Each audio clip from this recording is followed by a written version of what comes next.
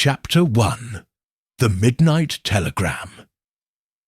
The French quarter of New Orleans exhaled a sultry breath into the night, its cobblestone streets slick with the residue of an evening rain. Gaslit lamps flickered like wary sentinels, casting long shadows that danced to the distant wail of a saxophone.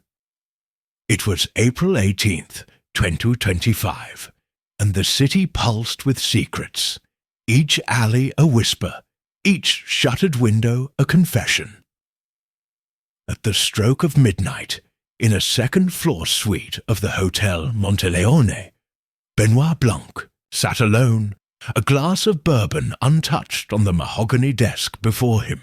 His bow tie hung loose, a rare concession to the hour, but his eyes, sharp as a bayou heron's, betrayed no hint of fatigue.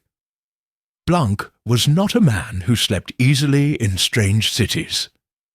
Sleep, he often mused, was a luxury for those unburdened by the weight of unanswered questions, and questions were his trade, his obsession, his art.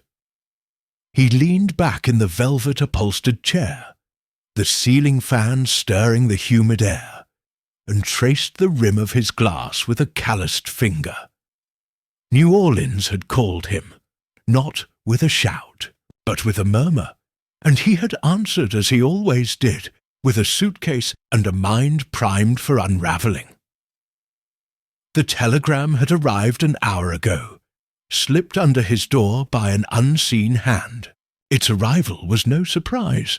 Blanc's reputation as the South's foremost detective ensured that mysteries found him like moths to a flame. But the manner of its delivery, silent and precise, intrigued him. He retrieved the folded paper from his breast pocket, smoothing it flat under the glow of a brass lamp. The message was brief, typed in crisp black ink on yellowed stationery. Mr. Blanc, urgent. Camille DuPont, missing. Come to DuPont Mansion, 1132 Royal Street, 8 a.m. Discretion paramount. Marcel DuPont, Blanc's lips twitched into a half-smile. Discretion, he murmured, his Kentucky drawl soft but deliberate. A word that promises more questions than answers. He turned the telegram over, noting the faint watermark, a fleur-de-lis embossed with the elegance of old money. The DuPonts, he knew, were no strangers to wealth or scandal. Camille DuPont, the family's youngest heiress, had graced the society pages often, her beauty and recklessness a potent cocktail. Her disappearance was not yet public, which meant Marcel DuPont wanted it solved quietly, or covered up. He stood, pacing the room, his polished loafers silent on the Persian rug. The telegram was a clue in itself, its brevity a canvas for speculation. Why a telegram in an age of encrypted emails and burner phones? Why midnight, when a morning call would suffice? And why him, Benoit Blanc, when New Orleans boasted its own cadre of private investigators? The answers, he suspected, lay not in the words, but in what was unsaid. Blanc's mind worked like a loom, weaving threads of possibility into patterns others couldn't see. It was his gift, honed over decades of untangling lies and half-truths. He called it breakneck clue-cracking, a term he'd coined in jest, but which had stuck, whispered in awe by clients and colleagues alike. It wasn't speed alone, though he was fast, but the way he saw connections, like constellations in a starless sky. A smudge of ink, a misplaced hairpin, a pause in a suspect's voice. These were his stars, and he navigated by them. He paused at the window, parting the lace, curtains to gaze at the street below. A lone figure stood beneath a lamppost, face obscured by a fedora, the cherry glow of a cigarette pulsing in the dark. Blanc's pulse quickened, not with fear, but with anticipation. Someone was watching, and that meant the game was already afoot. He let the curtain fall, returning to the desk to jot notes in a leather-bound journal. Telegram. Midnight. Watcher. DuPont. Each word was a breadcrumb, leading him deeper into the labyrinth. The bourbon remained untouched. Blanc didn't. Drink when a case was brewing. Clarity was his vice. He checked his watch, a silver pocket watch, a gift from a grateful client, and calculated the hours until dawn. 8 o'clock at the DuPont mansion was 7 hours away, but sleep was out of the question. Instead, he opened his suitcase, retrieving a dog-eared copy of The Big Sleep. Raymond Chandler's prose was a ritual, a way to prime his mind for the chaos of a new mystery. He read a page, then set it aside, his thoughts drifting to Camille DuPont. She was 27, according to the society columns, with raven hair and eyes that promised trouble. Her last public appearance had been at a charity gala 2 weeks prior, where she'd worn a crimson gown and laughed too loudly. The papers had speculated about a new lover, a jazz musician with a questionable past, but Blanc dismissed gossip as noise. The truth, he knew, lay in the details, the kind only a crime scene could reveal. A knock at the door startled him, soft but insistent. He crossed the room in 3 strides, hand hovering over the doorknob. "Who's there?" he called, his voice steady but laced with curiosity. "Room service," came the reply, a man's voice, muffled but polite. Blanc's brow furrowed. He hadn't ordered anything. He opened the door a crack, peering into the dimly lit hallway. A bellhop stood there, young and nervous, clutching a silver tray with a single envelope. "For you, sir," the boy said, eyes darting to the floor. Blanc took the envelope, noting its weight and the wax seal, a fleur-de-lis, identical to the telegram's watermark. "Who sent this?" he asked. But the bellhop was already retreating, muttering apologies. Blanc closed the door, his fingers tracing the seal. Another clue, delivered with theatrical precision. He broke the wax, extracting a single photograph, torn at one edge. It showed Camille DuPont, smiling, her arm linked with a man whose face was missing, ripped away. "Well now," Blanc whispered, holding the photograph to the light. "Ain't that a fine how-do-you-do?" The torn edge was jagged, suggesting haste or anger, and a faint smudge of ink marred the corner. He retrieved a magnifying glass from his suitcase, examining the smudge. It wasn't random. A partial fingerprint pressed in blue ink, as if the sender had handled a fountain pen. His mind raced, cataloguing possibilities. A warning, a taunt, or a breadcrumb meant to lead him astray. He tucked the photograph into his journal, adding a note. Torn photo, ink smudge, fingerprint. The case was taking shape, its contours sharp and dangerous. Camille's disappearance was no simple runaway. The telegram, the watcher, the photograph, they pointed to a conspiracy, one the DuPonts wanted buried. Blanc's job was to dig it up, and fast.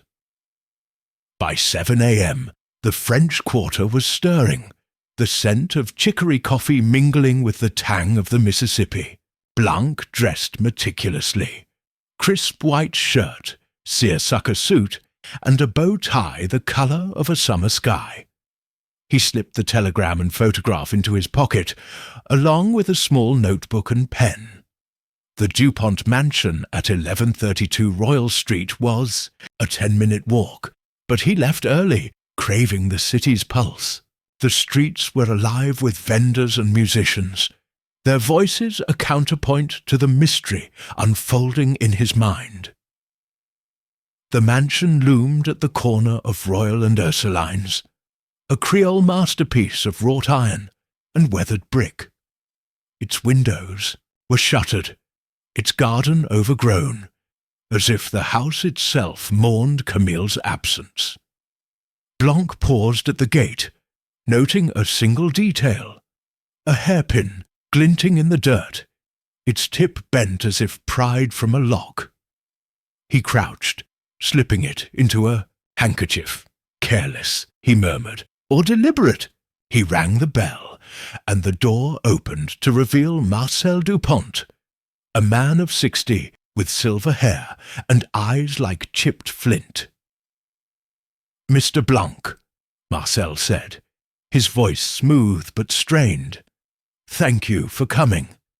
My niece, Camille, she's gone, and I fear the worst."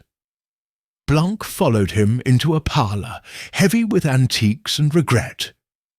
The air smelled of wax and lavender, and a portrait of Camille hung above the fireplace, her smile both defiant and fragile. Marcel gestured to a chair, but Blanc remained standing, his gaze sweeping the room. A smudged ink bottle on a desk caught his eye, its cap loose. Another clue, tying back to the photograph. "Tell me everything," Blanc said, his drawl gentle but commanding. "And start with why you chose a telegram." Marcel hesitated, then began, his words a carefully rehearsed lament. Camille had vanished 3 days ago, after a family dinner. No ransom note, no witnesses, only rumours of a quarrel with her cousin Elise. Marcel's hands trembled as he spoke, but his eyes never met Blanc's. A tell, subtle but unmistakable. Blanc listened, his mind slicing through the narrative like a blade. Marcel was hiding something, and the torn photograph was the key. "Did Camille have enemies?" Blanc asked, leaning forward. "Or lovers?" Marcel flinched, a crack in his composure. "She was spirited. There was a musician, Louis Beaumont, but he's harmless." Blanc nodded, filing the name away. Louis Beaumont, the jazz player from the gala. A suspect, or a scapegoat. He glanced at the ink bottle again, then at Marcel's cuff, where a faint blue stain lingered. "Mind if I see her room?" Blanc asked, already moving toward the stairs. Marcel followed, protesting weakly. "It's untouched, but there's nothing to find." "Oh, I'll find something," Blanc said, his smile sharp. "I always do." Chapter 2. Shadows in the Bayou. The garden of the DuPont estate was a tangle of jasmine and secrets, its paths winding through overgrown magnolias and moss-draped oaks. By mid-morning, on April 18th, 2025, the New Orleans sun hung low, its light fractured by a creeping fog that clung to the ground like a conspirator. Benoit Blanc stood at the garden's edge, the clock tower's silhouette looming ahead, its spire a jagged finger against the sky. The coded note from Camille's room, "See, meet me at the clock tower, midnight, EL," burned in his pocket alongside the crescent moon key, the bent hairpin, and a speck of red dirt. Each clue was a pulse, driving his breakneck method forward, and the clock tower was the heart of this mystery. Blanc adjusted his seersucker jacket, the air heavy with the scent of wet earth and decay. The mansion behind him was silent. Marcel DuPont having vanished into its depths after their tense exchange. Blanc didn't trust silence. It was too often a prelude to deception. His eyes scanned the path, scuffed gravel, a snapped twig and another trace of red dirt, distinct from the estate's black loam. It matched the speck from Camille's room, a breadcrumb leading him deeper into the labyrinth.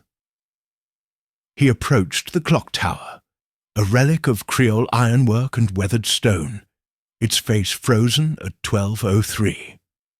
The door was ajar, creaking as he pushed it open. Inside, dust motes danced in slanted light, and the air was stale, tinged with something metallic. Blanc's gaze swept the room. Rusted gears, a spiral staircase, and a wooden table scarred with age. On the table lay a silk scarf, crimson and blood-stained, its edges frayed as if torn in a struggle. He crouched, examining it with a gloved hand. The blood was dry, no more than 3 days old, and a faint perfume, jasmine like Camille's, lingered. "Well, now," Blanc murmured, his Kentucky drawl soft but sharp, "ain't you a loud clue in a quiet place?" He lifted the scarf, noting a monogram, C.D. Camille DuPont. The blood suggested violence, but the scarf's placement, carefully centered on the table, felt staged. A warning or a distraction? He tucked it into a handkerchief, his mind racing through possibilities. The coded note had brought Camille here, likely the night she vanished, but with whom? Louis Beaumont, the musician, was the obvious L, but Blanc distrusted the obvious. He climbed the staircase, each step groaning under his weight. At the top, a platform overlooked the estate, the fog rendering the mansion a ghostly outline. A brass plaque was bolted to the railing, its inscription nearly worn away. DuPont, 1847. But beneath it, scratched into the metal, was a fresh message. Shadow knows. Blanc's pulse quickened. Shadow echoed the partial word on Camille's desk, Shad, and hinted at the conspiracy Marcel was dodging. Was Project Shadow a code, a person, or something darker? He jotted the phrase in his notebook alongside Bloodscarf and Jasmine. The platform yielded one more clue. A cigarette butt, its filter smudged with red lipstick. Camille didn't smoke, according to the society pages, but someone at that midnight meeting did. Blanc pocketed it, his mind weaving connections. The scarf's blood, the note's L, the lipstick's owner. His breakneck method thrived on such threads, tying them into patterns faster than most could blink. The clock tower confirmed a struggle, but the staged scarf and cryptic message suggested a larger game, one Camille might still be playing, alive or not. Blanc descended, stepping back into the garden. The red dirt trail grew bolder, leading toward a wrought-iron gate at the estate's edge. Beyond it, the bayou beckoned, its cypress trees shrouded in mist. The dirt was a guide, and Blanc followed, his loafers sinking into the damp earth. The bayou was no place for a seersucker suit, but mysteries didn't wait for proper attire. He moved swiftly, eyes scanning for signs. A broken reed, a footprint, anything to trace Camille's path. The trail ended at a rickety dock, where a flatboat bobbed against a cypress stump. A figure sat at the dock's end, hunched and cloaked in a tattered shawl, fishing line dangling in the murky water. Blanc approached, his hand resting casually in his pocket near the crescent key. "Morning," he called, his voice carrying over the hum of cicadas. "Fine day for fishing, ain't it?" The figure turned, revealing a woman's face, weathered and sharp, her eyes like polished obsidian. "Ain't fishing for fish," she said, her voice a low rasp. "What's a city man like you doing in my bayou?" Blanc smiled, unfazed. "Looking for a lady who's gone missing. Camille DuPont. You seen her?" The woman's gaze narrowed, studying him. "Maybe I have. Maybe I haven't. Bayou keeps its secrets better'n most." Blanc crouched beside her, keeping his tone light. "I'm Benoit Blanc, and I reckon you know more than you're letting on. That red dirt on your boots, for instance, it's the same I found at the clock tower, where Camille was last seen." She stiffened, her fishing line going slack. "You're a clever one, ain't you? All right. I saw her 3 nights back, running through the bayou, scared like. She was with a man, tall, wearing a hat. They argued, then he grabbed her. I heard a scream, then nothing." Blanc's mind raced. A man in a hat, possibly the watcher from last night, or Louis Beaumont. "This man," he pressed, "he have a name?" The woman shook her head. "Didn't see his face, but he left something behind." She reached into her shawl, producing a silver cufflink engraved with a crescent moon. It matched the key from Camille's room, a twin in design. Blanc took it, his fingers tracing the etching. Another clue, tying the bayou to the mansion and shadow to the man in the hat. "Why keep this?" Blanc asked, his eyes locking with hers. "Thought it might be worth something," she said, smirking. "But you're the one chasing ghosts, so it's yours." Blanc pocketed the cufflink, handing her a card. "If you see that man again, you call me." She nodded, turning back to her line, and Blanc retraced his steps, the bayou's fog, swallowing her form. The cufflink was a breakthrough, but the witness's vagueness suggested fear or complicity. He needed to find Louis Beaumont, and fast. By late afternoon, Blanc returned to the French Quarter, tracking Louis to a jazz club on Bourbon Street, the Crescent Note. The club was dim, its air thick with smoke and saxophone wails. Louis stood, on stage, his trumpet gleaming, his face shadowed by a fedora. Blanc waited, observing from a corner table, nursing a seltzer. Louis's music was haunting, but his glances at the crowd were nervous, as if expecting trouble. When the set ended, Blanc approached, his smile disarming. "Mr. Beaumont, a word? I'm Benoit Blanc, looking into Camille DuPont's disappearance." Louis froze, his trumpet case snapping shut. "I don't know nothing about that," he said, his voice low, his eyes darting to the exit. Blanc leaned closer, his drawl softening. "Now, that's a fine hat you're wearing. Reminds me of one a witness mentioned, seen with Camille the night she vanished. Care to explain where you were at midnight 3 days ago?" Louis's jaw tightened. "I was here playing a gig. Ask anyone." Blanc nodded, feigning agreement. "I will, but this cufflink—" He held it up, catching the light. "Found where Camille was last seen. Looks like something a musician might wear, don't it?" Louis paled, his alibi cracking. "I lost one of those a week ago. Ain't mine, not from that night." Blanc's smile sharpened. "Lost it or left it? Tell you what, let's take a walk to the station, sort this out." But before Louis could respond, a glass shattered nearby, and a figure slipped out the back door. A man in a fedora, too quick to chase. The Watcher again. Blanc let Louis go for now, but not before noticing a ticket stub in his case, marked Crescent Line, Midnight Run. Another clue, pointing to a train, a boat, or something else entirely.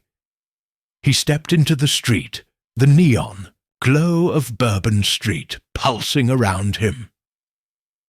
Dusk had fallen, and the fog was thicker, the bayou's shadows creeping into the city.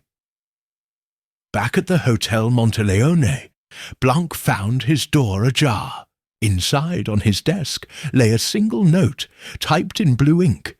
"Stop digging, Blanc, or join the shadows." The paper bore a fleur-de-lis watermark, like the telegram. Blanc's heart raced, not with fear, but with thrill. The shadowy figure was closing. In and Project Shadow was no mere rumour. It was the key to Camille's fate. He sat, the crescent key and cufflink before him, and began to theorize. The clock tower struggle, the bayou witness, Louis's weak alibi. They pointed to a planned abduction, orchestrated by someone with access to the DuPonts' secrets. Shadow was a code name, and the crescent symbols were its signature. Camille was alive, he sensed, but trapped in a game bigger than her family's wealth. Blanc's breakneck method had cracked the day's clues, but the night promised more, and he was ready to chase them at full speed. Chapter 3. The Vanishing Heiress. The DuPont mansion's parlour was a mausoleum of wealth, its chandeliers glinting like frozen tears in the late morning light of April 18th, 2025. Benoit Blanc stood by the fireplace, the portrait of Camille DuPont staring down, her painted smile a taunt. The clues from the past 12 hours churned in his mind. The midnight telegram, the torn photograph's ink smudge, the bent hairpin, the crescent key, the blood-stained scarf, the shadow nose etching, and the threatening note, "Stop digging, Blanc, or join the shadows." Each was a spark, and Blanc's breakneck clue-cracking method was the flame, ready to ignite the truth. Camille's disappearance was no accident. It was a move in a game called Project Shadow, and Blanc was closing in on the players. He turned as footsteps approached, sharp and deliberate. Elise DuPont, Camille's cousin, entered, her blonde hair pulled tight, her emerald eyes cold, as the bayou at dawn. She wore a tailored blazer, but the frayed cuffs betrayed her polish. Blanc had requested her presence through Marcel, sensing she was a thread to tug. The coded note, "C, meet me at the clock tower, midnight L." And the crescent cufflink pointed to a man, possibly Louis Beaumont, but Elise's role was murkier. Greed, he suspected, was her motive, and greed left tracks. "Miss DuPont," Blanc said, his Kentucky drawl warm but probing, "I reckon you know why I'm here. Your cousin's gone, and I'm aimin' to find her. Care to shed some light?" Elise crossed her arms, her smile thin. Camille was always dramatic. Probably ran off with that musician Louis. She's done it before. Blanc tilted his head, studying her. Dramatic, sure, but leaving a blood-stained scarf at the clock tower? That's a touch more than theatrics. He stepped closer, his voice softening. "You were at the family dinner 3 nights ago. Marcel says it got heated. What was the row about?" Elise's composure flickered, her fingers tightening on her sleeve. Money? What else? Camille was burning through her trust fund, and I suggested she slow down. She didn't take kindly to it. Blanc nodded, filing away her defensiveness. "Money's a fine motive for all sorts of mischief. Tell me, Miss DuPont, You ever hear of something called Project Shadow?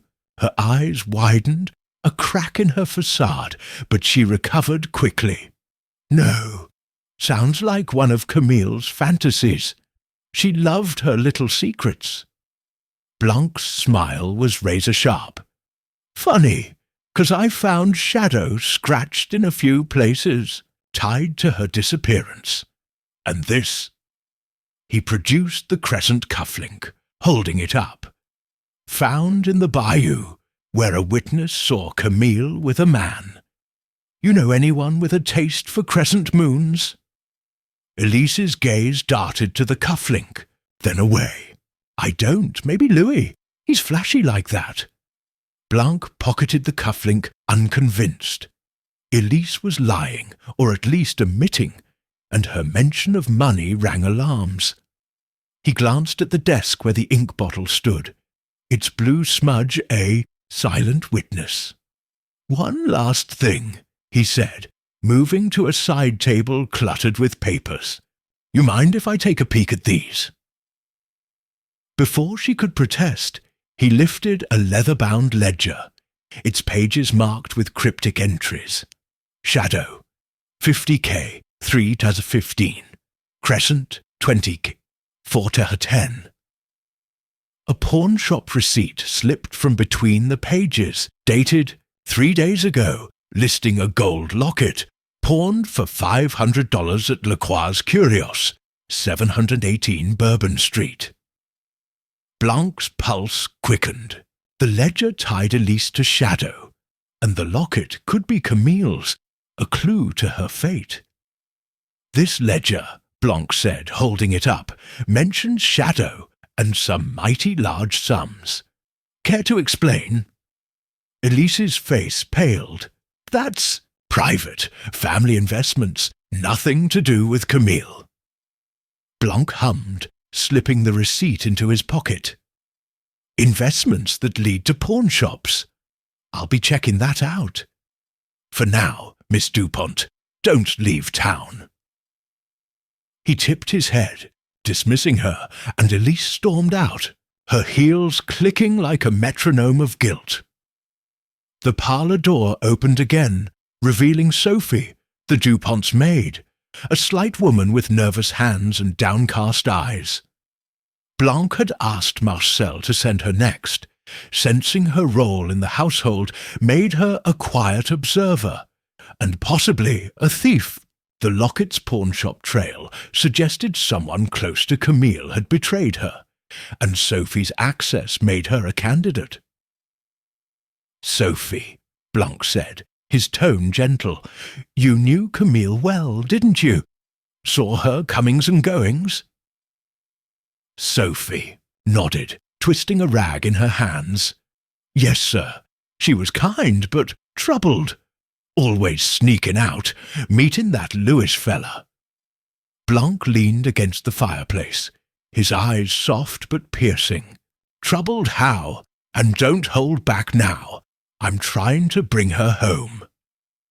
Sophie hesitated, her voice barely a whisper. She was scared last week. Kept talking about someone watching her. She wore a locket, gold, with a crescent, moon. Said it was her insurance. I took it, sir, after she vanished. I needed money. Blanc's heart skipped. The locket matched the pawnshop receipt. You pawned it, didn't you? At Lacroix's? Sophie's eyes filled with tears. Yes, sir, I'm sorry. I gave the ticket to Miss Elise to make it right. She said she'd handle it. Blanca's mind raced. Elise had the receipt, tying her to the Locket's betrayal. Sophie's confession was a goldmine, but her fear suggested more. This locket, he pressed. You ever see Louis with it? Or hear Camille mention Shadow? Sophie shook her head. No, sir. But Louis gave her a note the night of the dinner. I saw him slip it to her outside. She looked angry after. Blanc nodded, adding the note to his mental tally. Sophie was a pawn, not a player. but her theft had cracked the case wider. "You did right telling me, Sophie. Stay close, and don't breathe a word to Elise." He dismissed her, his thoughts turning to the pawn shop. The locket was the key, and Lacroix held answers. By early evening, Blanc navigated the French Quarter's rain-slicked streets, the neon glow of Bourbon Street pulsing through the fog. Lacroix's Curios was a narrow shop, its windows cluttered with tarnished silver and faded velvet. A bell jangled as Blanc entered, the air thick with dust and cigar smoke. An old man, Lacroix, stood behind the counter, his eyes sharp despite his hunched frame. "Evening," Blanc said, producing the pawnshop receipt. "I'm here about a locket pawned 3 days ago. Gold, crescent moon design." Lacroix squinted at the receipt, then at Blanc. "You a cop?" "Detective," Blanc said, his smile disarming. "Private. Name's Benoit Blanc. The locket's tied to a missing woman, and I'd be much obliged if you still have it." Lacroix grunted, shuffling to a safe. He returned with a gold locket, its crescent moon engraving glinting under the shop's dim lights. Blanc's breath caught. It matched the key and cufflink, a third piece in the crescent puzzle. He opened it, revealing a tiny photograph of Camille and a folded scrap of paper. The paper bore a single word, etched in blue ink: safe. "You know who pawned this?" Blanc asked, his voice steady but urgent. Lacroix shrugged. "Young woman, nervous, didn't give a name, paid cash, took off." Blanc paid to reclaim the locket, slipping it into his pocket. The word safe was a beacon, Camille's, insurance, likely pointing to a hidden safe in the mansion, locked by the crescent key. But whose safe, and what did it hold? Project Shadow was growing clearer. A scheme involving money, betrayal, and possibly murder. Elise's ledger, Sophie's theft, and Louis's note were threads, and the locket was the needle. As Blanco stepped into the rain, a shadow moved across the street, swift and deliberate. The watcher, again. Blanc turned, but the figure was gone, leaving only a cigarette butt in the gutter, its filter smudged with red lipstick, the same as the clock towers. His instinct screamed ambush, and he quickened his pace, heading for a speakeasy he'd spotted earlier, the Black Orchid, to regroup. Inside the speakeasy was a haze of jazz and whiskey, its patrons cloaked in secrecy. Blanc claimed a corner booth, spreading his clues on the table. The locket, the key, the cufflink, the receipt. He was sketching connections when a hand slammed down, pinning the locket. A man loomed over him, face obscured by a fedora, his voice a low growl. "You're digging too deep, Blanc." Blanc didn't flinch, his drawl icy. "And you're making a fine show of it. Care to tell me what Shadow wants with Camille?" The man leaned closer, his breath sour. "Walk away, or you'll end up like her." He tossed a folded note onto the table and vanished into the crowd. Blanc unfolded it, his heart pounding, typed in blue ink, with the fleur-de-lis watermark, "Safe's in the study.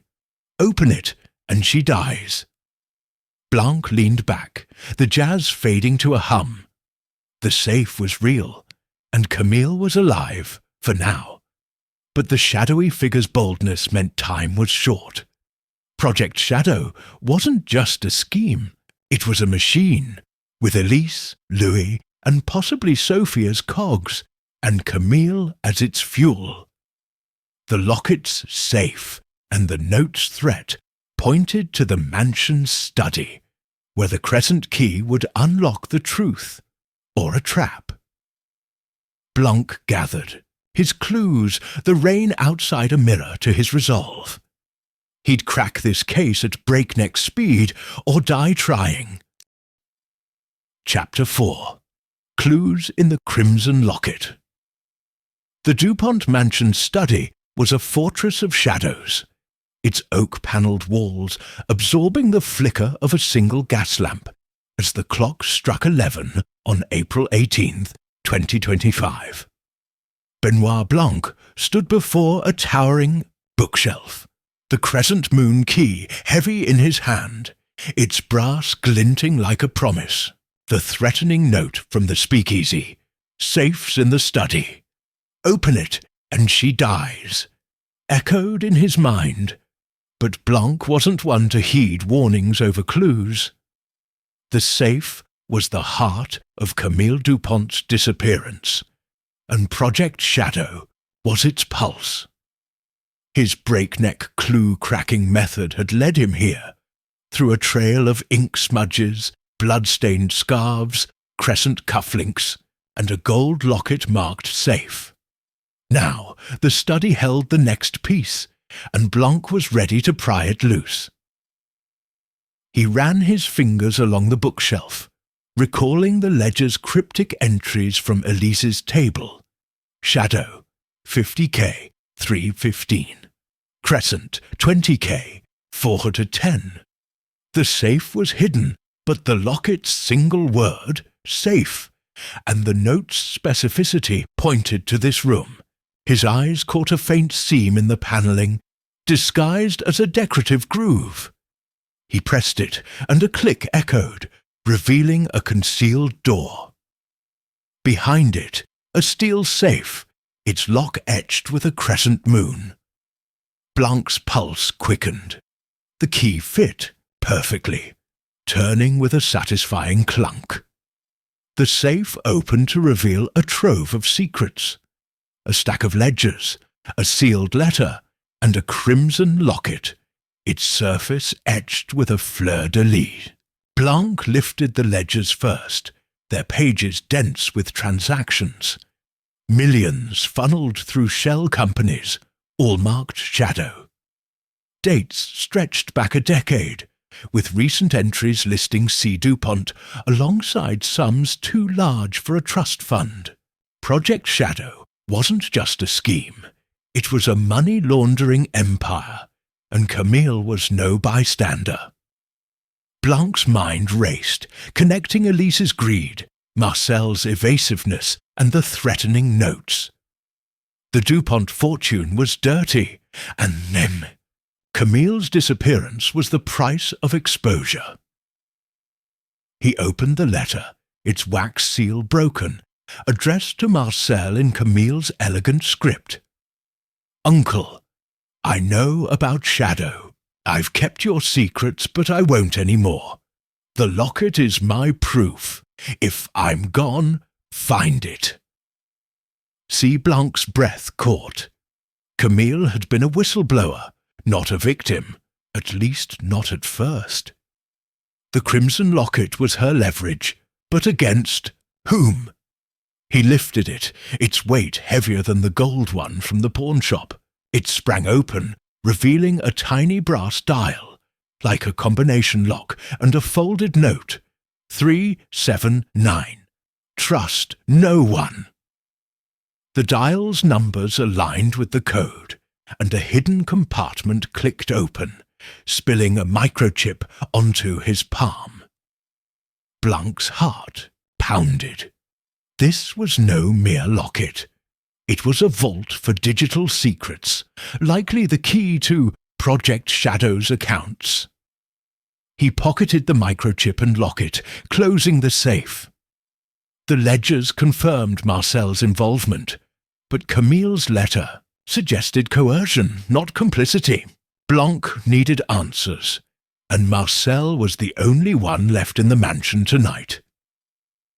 He descended to the parlour, where Marcel sat by the fireplace, a glass of bourbon trembling in his hand. The portrait of Camille loomed above, her eyes accusing. "Mr. DuPont," Blanc said, his drawl low and deliberate. "We need to talk about Project Shadow. And don't bother denying it. I've seen the ledgers." Marcel's glass slipped, shattering on the hearth.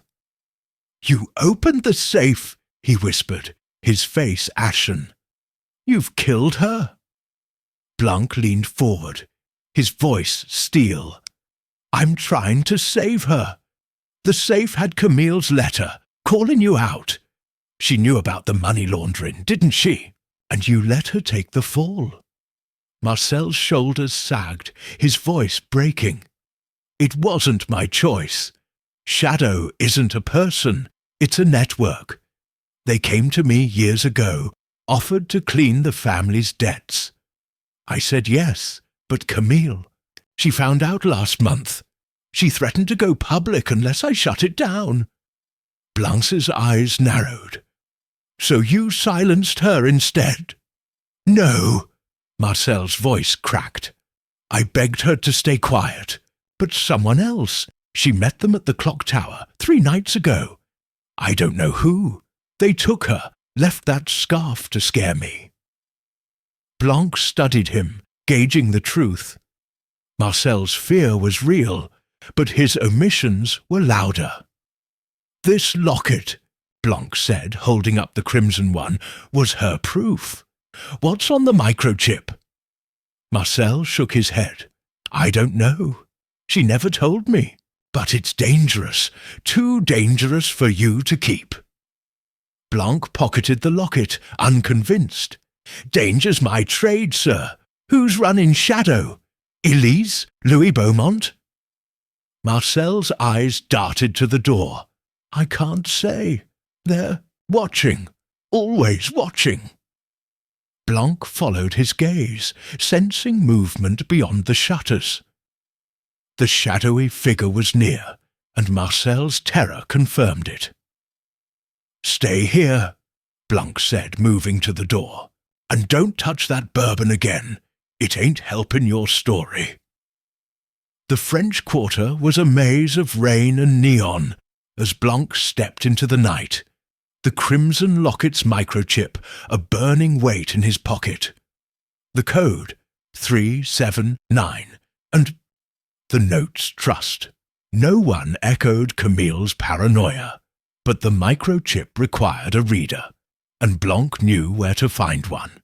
A contact from a past case, an ex-hacker named Remy, ran a tech shop off Decatur Street, discreet and untraceable.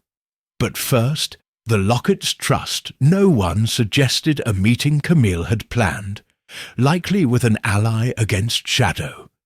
The ticket, stub from Lewis's trumpet case, crescent line, midnight run, hinted at a rendezvous, and Blanc's instincts screamed it was tonight.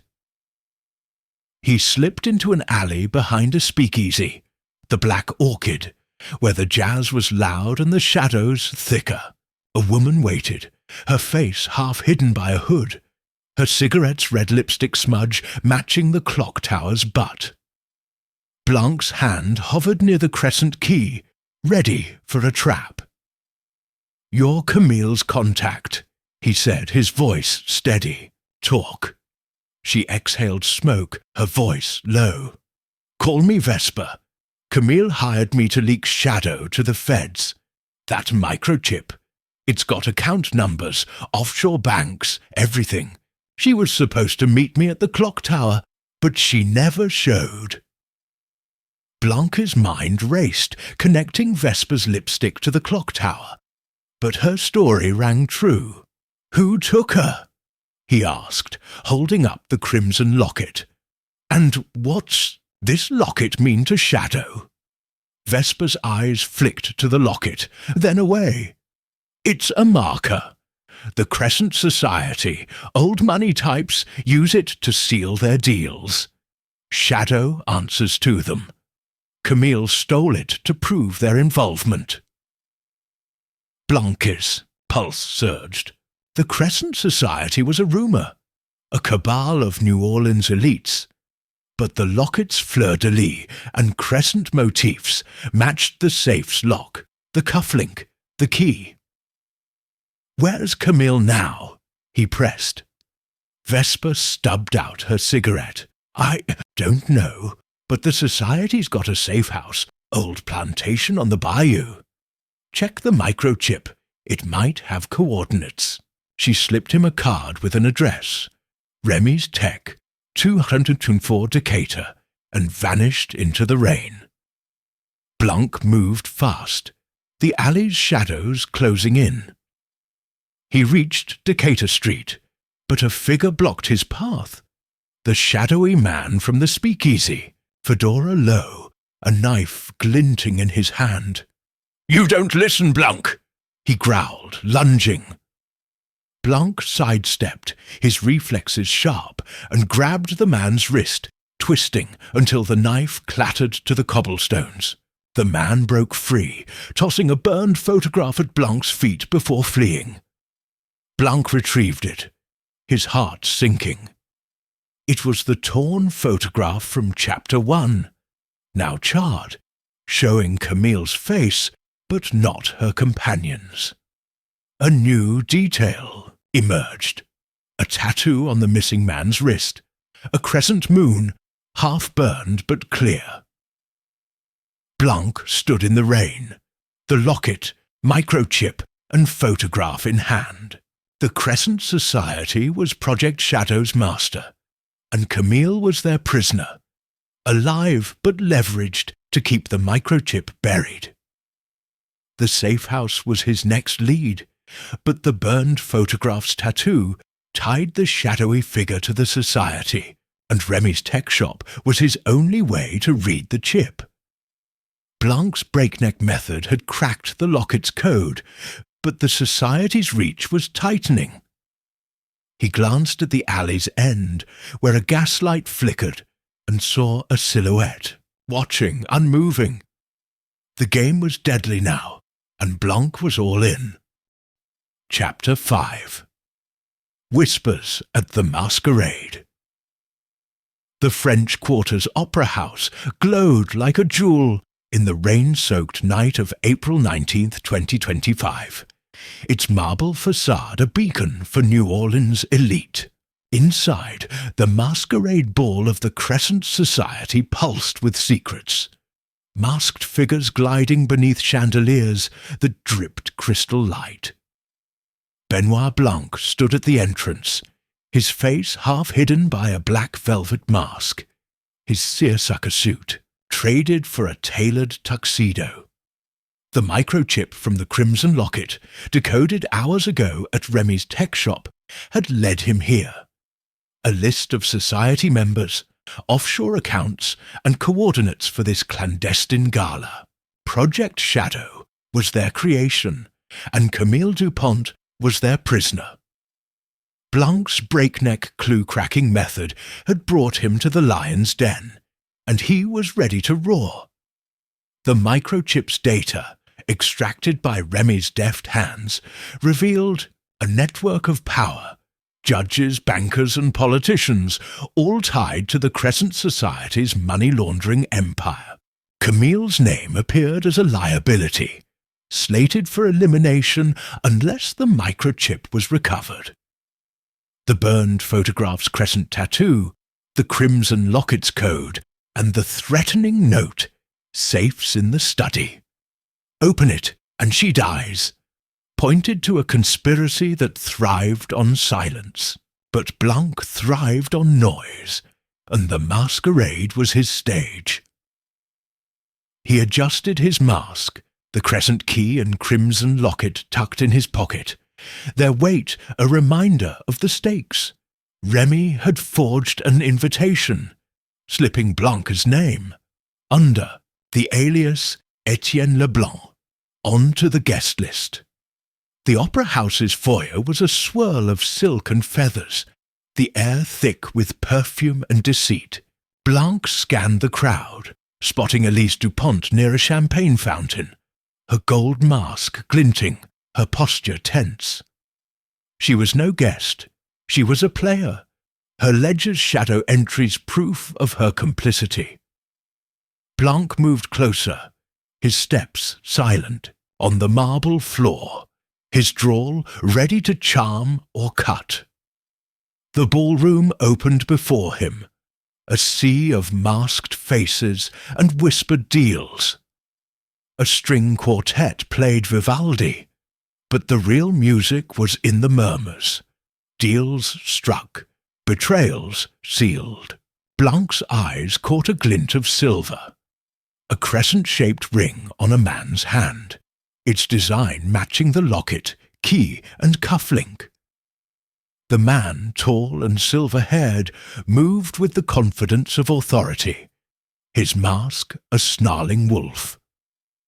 Blanc marked him, sensing a leader in the society's ranks. He approached Elise first, bowing slightly. "Miss DuPont," he said, his voice low, "you're a long way from the mansion. Business or pleasure?" Elise froze, her champagne flute trembling. "Who are you?" she hissed, her eyes darting behind her mask. Blanc's smile was a blade. "Just a friend of Camille's looking to see her home. You know anything about a safe house on the bayou? Or this?" He held up the crimson locket, letting it catch the light. Elise's breath caught, but she recovered, her voice icy. "You're meddling in things you don't understand. Leave, or you'll regret it." Blanc leaned closer, his drawl sharpening. "I regret lots of things, ma'am, but not finding the truth. Your ledger mentioned shadow. Care to tell me who's pulling the strings?" He nodded toward the wolf-masked man, now speaking to a cloaked figure. "Him, perhaps." Elise's eyes widened, and she turned, fleeing into the crowd. Blanc let her go, his focus shifting to the wolf-masked man. He moved through the dancers, ears tuned to snippets of conversation. The girls secure. "The chip's still out there. Blanche's too close." His heart raced. The society knew he was here, and Camille's life hung by a thread. He reached a balcony overlooking the ballroom, where the wolf-masked man stood alone, sipping bourbon. Blanc approached, his mask a shield, his voice casual. "Fine evening for secrets, ain't it?" The man turned, his eyes cold through the mask's slits. "You're bold, Mr. LeBlanc. Or should I say, Blanc?" His voice was smooth, laced with menace. "You've got the chip, I presume?" Blanc's pulse surged, but his smile held. "I've got questions, sir. Like why Camille's marked for death, and what this ring's got to do with it."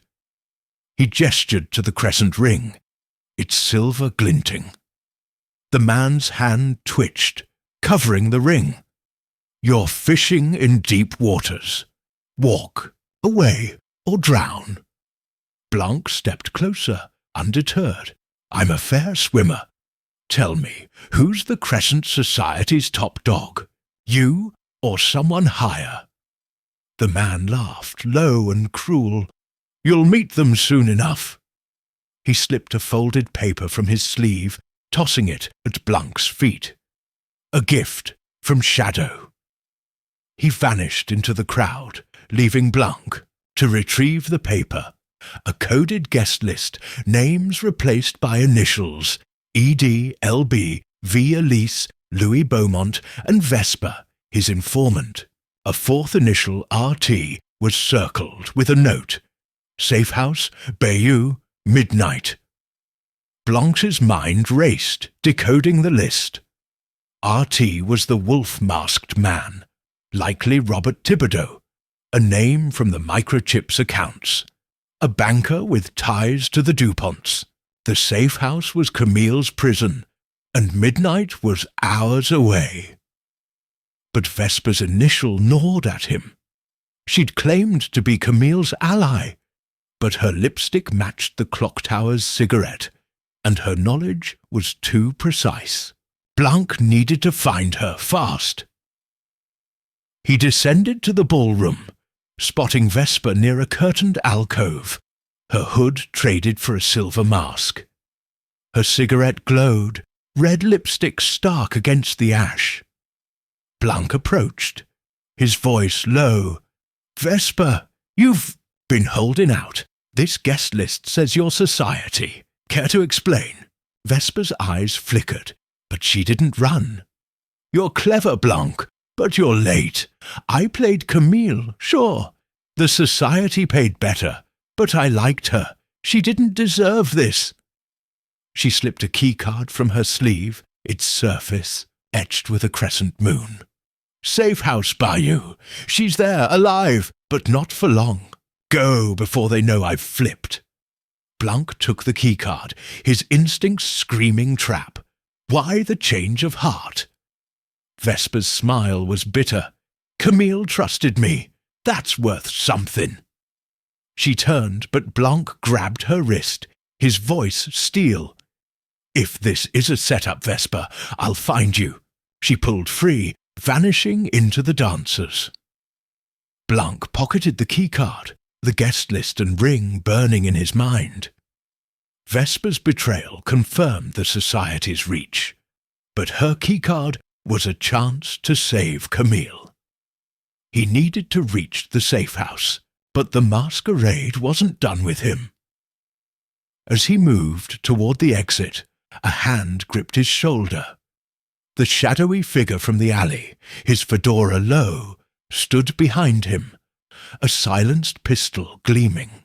"You don't quit, Blanc," he growled, the crescent tattoo on his wrist flashing. "Last chance." Blanc spun, knocking the pistol aside, his reflexes honed by years of danger.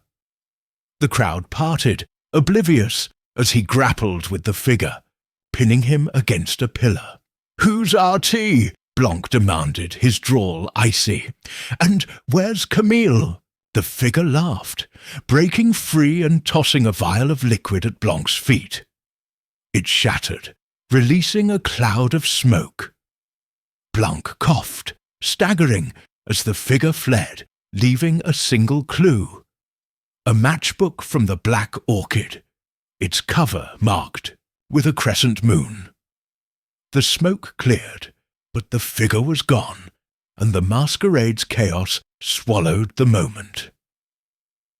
Blanc stumbled outside, the rain cool against his skin.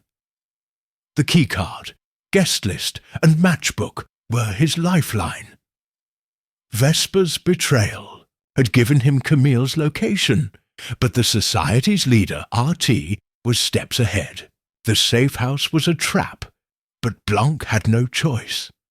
Camille was alive, held in a bayou plantation, and the crescent ring tied RT to the conspiracy's heart.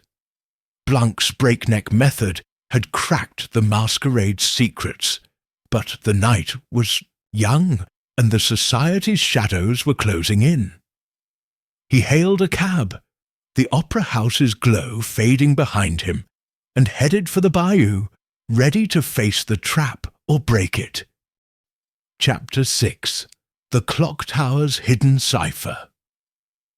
The DuPont estate's garden was a labyrinth of fog and whispers as Benoit Blanc approached the clock tower just before midnight on April 19th, 2025. The New Orleans air was thick with the scent of cypress and rain, the crescent moon casting jagged shadows across the iron spire. The keycard from Vesper, the Crescent Society's coded guest list, and the matchbook from the Black Orchid weighed heavy in his pocket, alongside the crimson locket, microchip, and crescent ring. The shadow nose etching from the clock tower's platform gnawed at him, a clue he'd overlooked, its letters a potential cipher.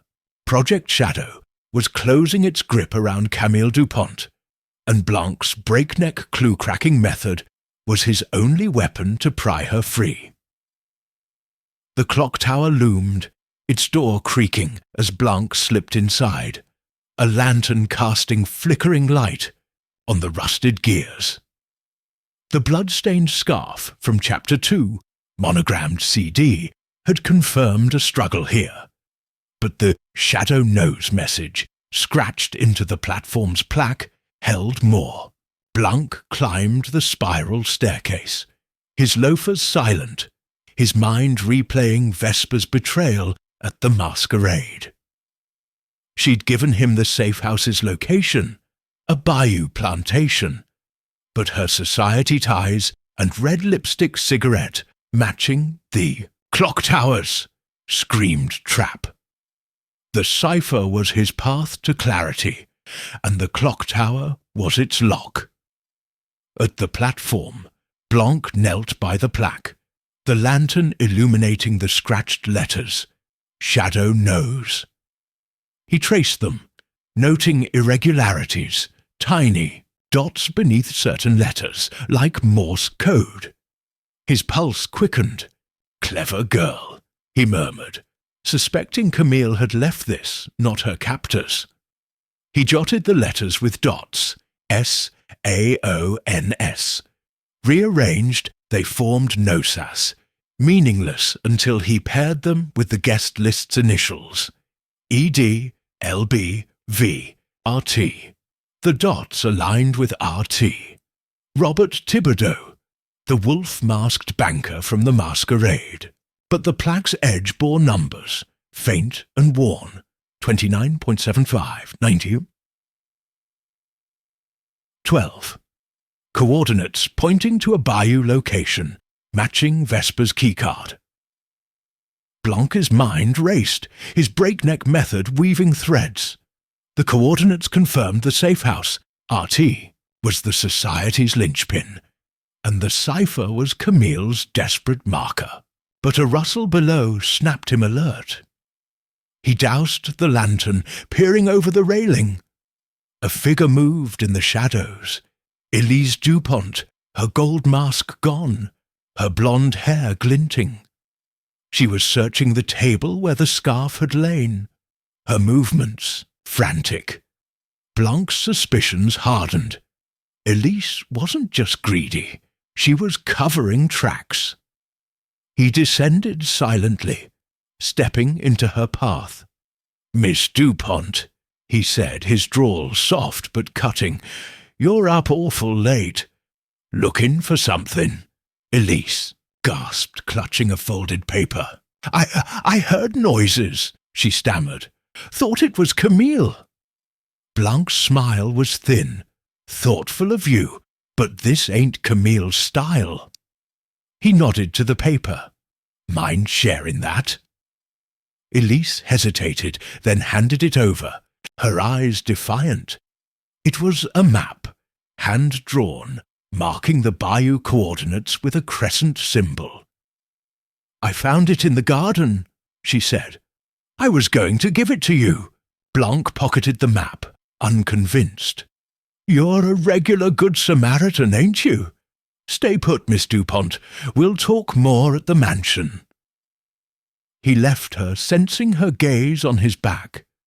Elise was either a pawn or a predator, and the map was another clue, or bait. The bayou was a world of mist and menace as Blanc arrived at the safe house just past 1 a.m., guided by the coordinates and Vesper's keycard. The plantation house was a decaying relic, its columns sagging, its windows boarded. The keycard unlocked a side door, and Blanc slipped inside, a flashlight cutting through the dark. The air was stale, heavy with mildew and fear. A narrow hallway led to a locked room, its door marked with a crescent moon. The crescent key from Camille's room fit perfectly, revealing a small chamber. Inside, Blanc found traces of Camille. A torn crimson dress, matching the gala photos, a half-eaten meal, 3 days old, and a portable recorder, its battery flickering. He pressed play, and Camille's voice filled the room, trembling but defiant. "If you're hearing this, I'm alive, but not free. The Society's got me.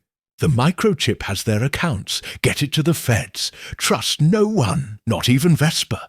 Look for the crypt, St. Louis number 1. It's where they meet." The recording cut off, a sob echoing. Blanc's heart pounded. Camille was alive, her message a lifeline. The crypt was new, tying to the Crescent Society's rituals, and Vesper's name confirmed her duplicity. He searched the room, finding a hidden panel behind a mirror. Inside was a photograph. Camille bound, her eyes wide with fear, time-stamped yesterday. A note was pinned to it, in blue ink with the fleur-de-lis watermark. "She talks, she dies." Blanc pocketed both, his mind racing. The safe house was a prison, but Camille had been moved, likely to the crypt. A creak from the hallway snapped him alert. He doused the flashlight, slipping behind the door. Footsteps approached, heavy and deliberate. Louis Beaumont entered, his, fedora low, a flashlight in one hand, a crowbar in the other. His trumpet case was slung over his shoulder, a faint crescent tattoo visible on his wrist. Blanc stepped forward, his voice icy. "Mr. Beaumont, you're making a habit of bad timing. Care to explain this?" Louis froze, the crowbar clattering to the floor. "Blanc, I didn't know you'd be here," he stammered. "I'm looking for Camille." Blanc's eyes narrowed, spotting the tattoo. With a crowbar. And that tattoo, same as the man who's been tailing me. "Your Society, ain't you?" Louis's shoulders slumped, his voice low. "Not by choice. They forced me in after Camille. I loved her, Blanc. I slipped her that note at the dinner, begging her to run. She wouldn't listen." Blanc stepped closer, his drawl sharp. "Run from what? Project Shadow? Or RT?" Louis's eyes darted to the door. "Thibodeau. He's their banker, calls the shots. They've got Camille in a crypt, some ritual thing. I was supposed to clean this place, make sure no traces." A low rumble cut him off, the floor shaking. Blanc's instinct screamed trap. "Move!" he shouted, shoving Louis toward the door. They stumbled into the hallway as an explosion rocked the safe house, flames licking the walls. Blanc dove outside, dragging Louis, the heat searing his back. The plantation collapsed, a fiery grave for Camille's traces. Blanc hauled Louis to his feet, the bayou fog swallowing the smoke. "You're coming with me," he growled. But Louis broke free, tossing a small key at Blanc's feet before sprinting into the dark. Blanc retrieved it. A brass key, etched with a crescent moon, marked Crypt 17. His mind raced. The crypt in St. Louis Cemetery number 1, Camille's new prison, and the Society's ritual site. He stumbled through the bayou, the key, photograph, and recorder in hand.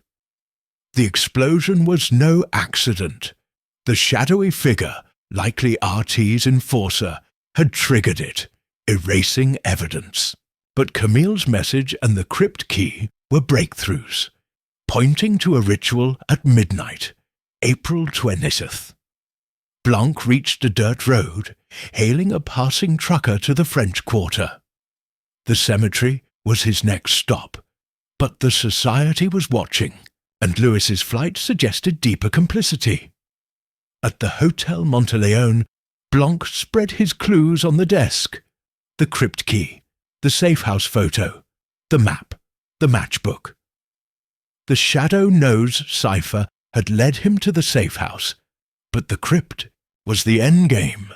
Camille was alive, her voice a beacon, but the Society's ritual sacrifice or initiation, loomed.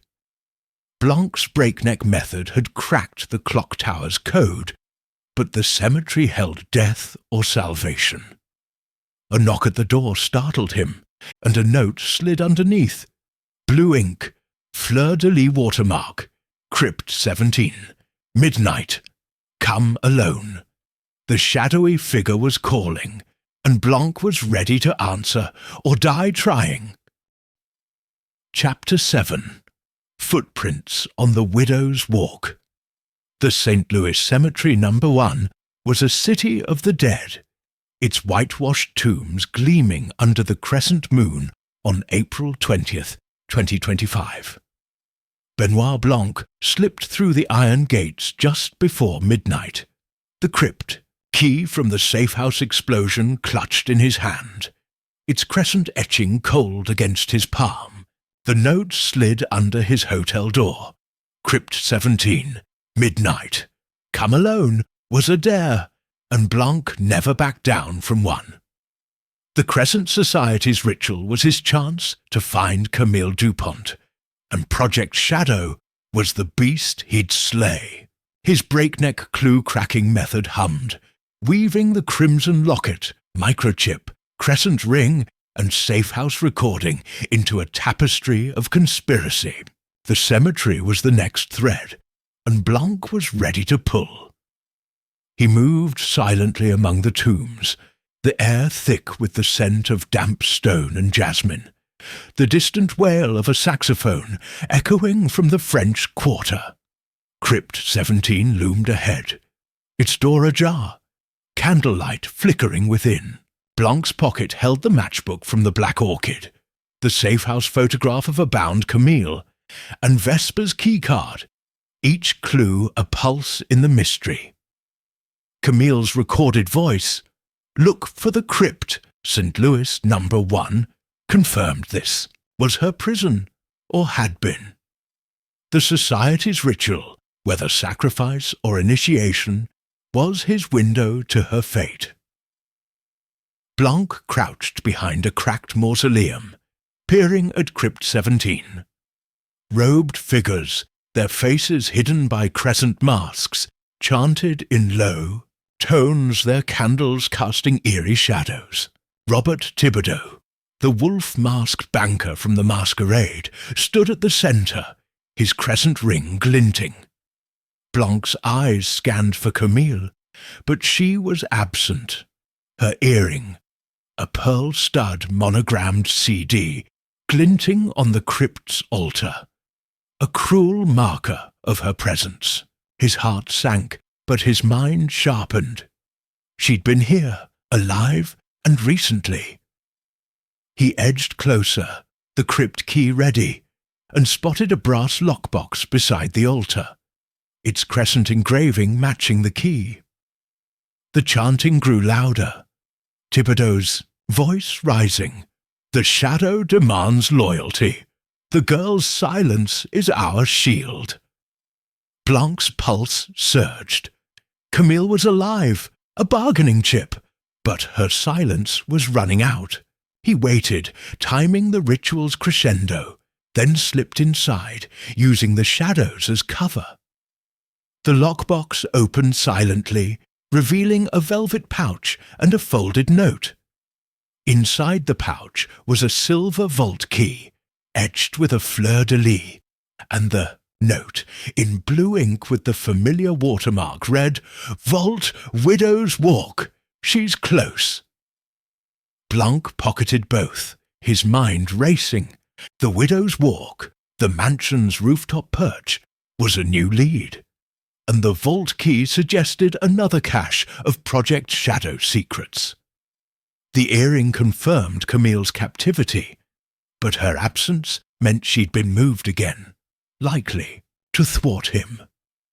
A twig snapped behind him, and Blanc spun, his lantern doused.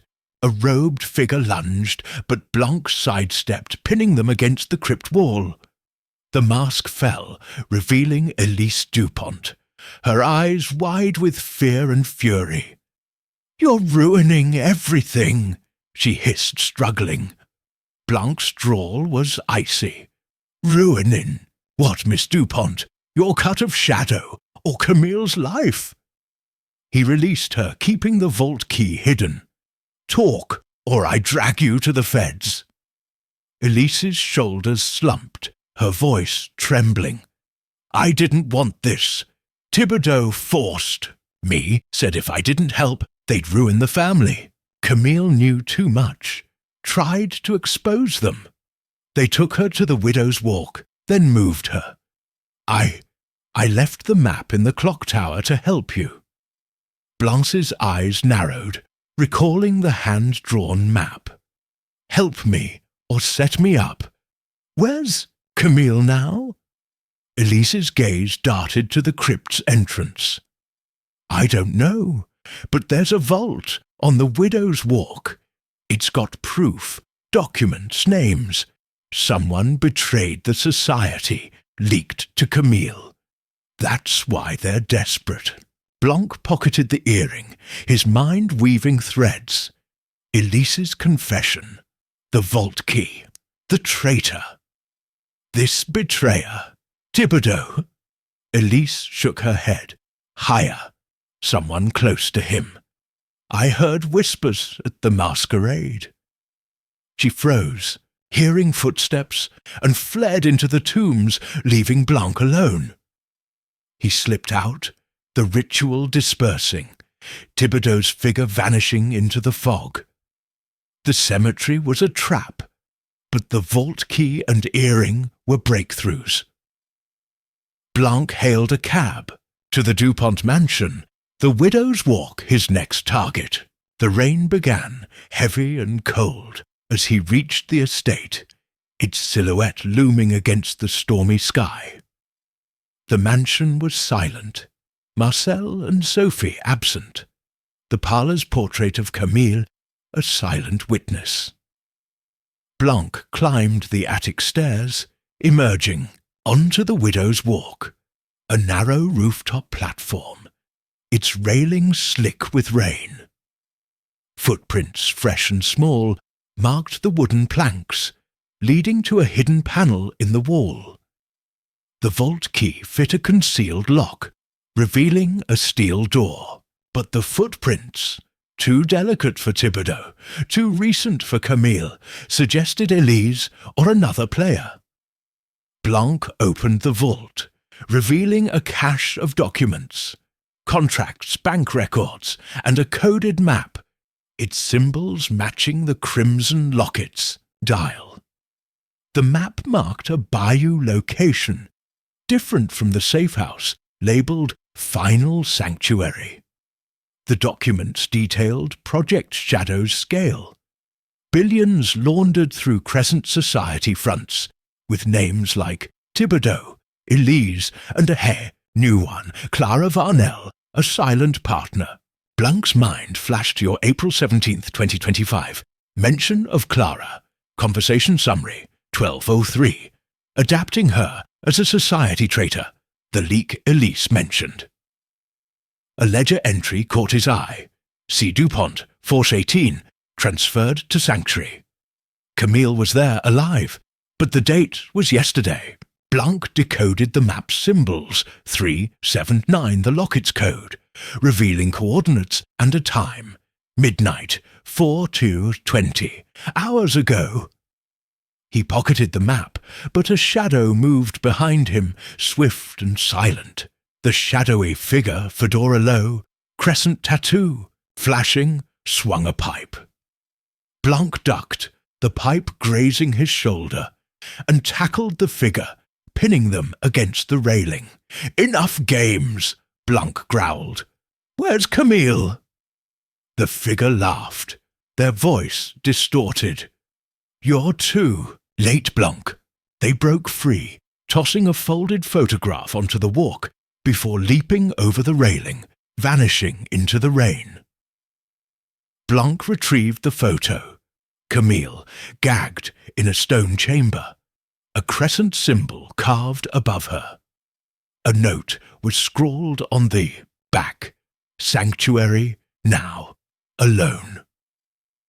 The figure had stolen the coded map, leaving the photo as a taunt. Blanc staggered, pain radiating from his shoulder, but his mind was alight. The vault's documents exposed Project Shadow's empire, and Clara Varnell's name suggested a double cross within the society. The footprints, earring and map confirmed Camille's path, from crypt to Widow's Walk to the sanctuary. Blanc's breakneck method had cracked the vault's secrets, but the shadowy figure's attack meant the society was desperate. The sanctuary was his final lead, and midnight had passed, leaving Camille's fate hanging by a thread. He descended, the photograph and vault key in hand, the rain a drumbeat to his resolve. The society's endgame was near, and Blanc would face it, or fall. Chapter 8. The Poisoned Chalice. The French Quarter's neon heart pulsed as Benoit Blanc slipped into the Black Orchid speakeasy just after midnight on April 21st, 2025. The air was thick with cigar smoke and jazz, the matchbook from the masquerade, ambush, marked with a crescent moon, his guide. The stolen map from the Widow's Walk, with its final sanctuary coordinates, was in the Crescent Society's hands, but Blanc's breakneck clue-cracking method thrived on their mistakes. The vault key, Camille's earring, the crypt's note, and the crimson locket's microchip painted a conspiracy, Project Shadow, that held Camille DuPont captive. Tonight, the speakeasy was a crossroads, and Blanc was ready to crash the deal. He settled at a corner table, his fedora low, the vault key and safe-house photograph in his pocket. The photograph of Camille, gagged in a stone chamber, time-stamped April 19th, burned in his mind, as did her recorded voice. The crypt, St. Louis No. 1. The society's ritual had moved her to the sanctuary, and the matchbook's Black Orchid logo suggested a meeting here, likely involving Robert Thibodeau or the shadowy figure with the crescent tattoo. Blanc scanned the room. Gamblers, lovers, and a cloaked figure at the bar, their silver crescent ring glinting. Not Thibodeau, but a society player. The bartender, a wiry man with a scar, slid a bourbon to the cloaked figure, whispering, "Chalice is ready." Blanc's ears pricked. He approached, his drawl casual. "Fine night for a drink, ain't it? Mind if I join?" The figure stiffened, their mask, a crescent moon, hiding their face. "Private party," they rasped. But Blanc spotted a chalice on the bar, silver and etched with a fleur-de-lis, its rim stained with a greenish residue. Poison, he suspected, tied to the society's rituals. Blanc leaned closer, his smile sharp. "That's a mighty fine chalice, used for something special, I reckon, like silencing a girl named Camille." The figure bolted, knocking over the chalice. Blanc grabbed it, dodging a thrown bottle as the figure fled through a back door. The bartender lunged, but Blanc sidestepped, pocketing the chalice and sprinting after the figure. The alley was a maze of rain and shadows, but Blanc spotted a drop note. Blue ink, fleur-de-lis watermark. Warehouse, 912 Canal, midnight. Bring chalice. The figure was gone, but the note was gold, and the chalice's poison. A paralytic, by its smell, was a ritual tool, likely meant for Camille. Blanc hailed a cab to Canal Street, the warehouse district a sprawl of rust and silence. The chalice's engraving, Crescent Sanctum, matched the map's final sanctuary, and 912 Canal was no coincidence. He slipped inside the warehouse, its interior a cavern of crates and flickering bulbs. The air was damp, heavy with the scent of oil and fear. A makeshift cell in the corner held traces of Camille, a torn scarf, crimson like her gala dress, a hairpin bent like the one at the gate, and a scratched message on the wall, CD 4-20. Help! Blanc's heart raced. Camille had been here yesterday, after the crypt. He searched the cell, finding a hidden trapdoor beneath a crate. It led to a tunnel, its walls damp and marked with crescent symbols. At its end was a locked grate, the vault key a perfect fit. Beyond, a storage room held a crate labelled Shadow, filled with ledgers mirroring the widow's walk vault. Millions, laundered, names like Thibodeau, Elise, and Clara Varnell. But a new item caught his eye. A vial of green poison, identical to the chalice's residue labelled RT's Order. A noise above snapped him alert. Louis Beaumont emerged from the shadows, his trumpet case open, a silenced pistol in hand. "You're too good, Blanc," he said, his crescent tattoo glinting. "Should have stayed in Kentucky." Blanc raised his hands, his drawl steady. "And miss this party. Tell me, Louis, you poisoning Camille for Thibodeau, or just cleaning up?" Louis's grip tightened, his voice cracking. "I didn't want this. They've got my sister, Blanc. If I don't play along, she's dead. Camille was here, but they moved her, some sanctuary last night." Blanc's mind raced, spotting a trap. "Sanctuary's on that map you society boys stole. Where is it?" Louise hesitated, then lowered the gun, tossing a crumpled ticket stub. "Crescent line, 4-20, midnight, at Blanc's feet.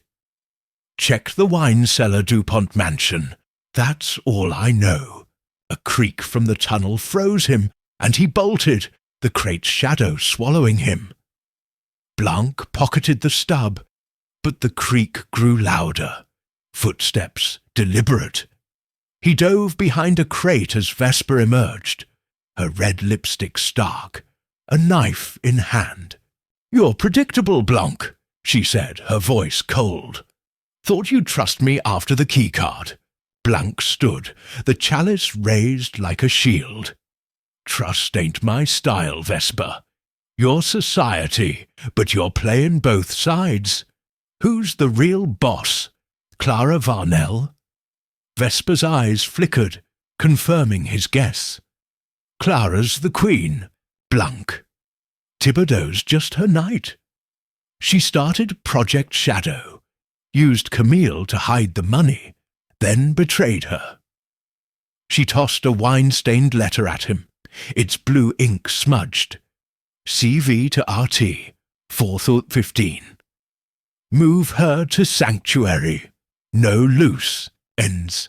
That's your proof. Now run, before Clara's shadow finds you." Blanc snatched the letter, its wine stain reeking of Merlot, a clue to the mansion's cellar.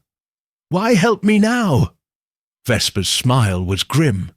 "I owe Camille. She saw good in me." She turned, but a silenced shot rang out, and she collapsed, blood pooling. The shadowy figure, fedora low, crescent tattoo flashing, stepped from the tunnel, grabbing the letter and vanishing. Blanc knelt by Vesper, but she was gone, her knife clutched in death. He took it, its hilt etched with a crescent, and fled the warehouse, the rain a curtain of grief.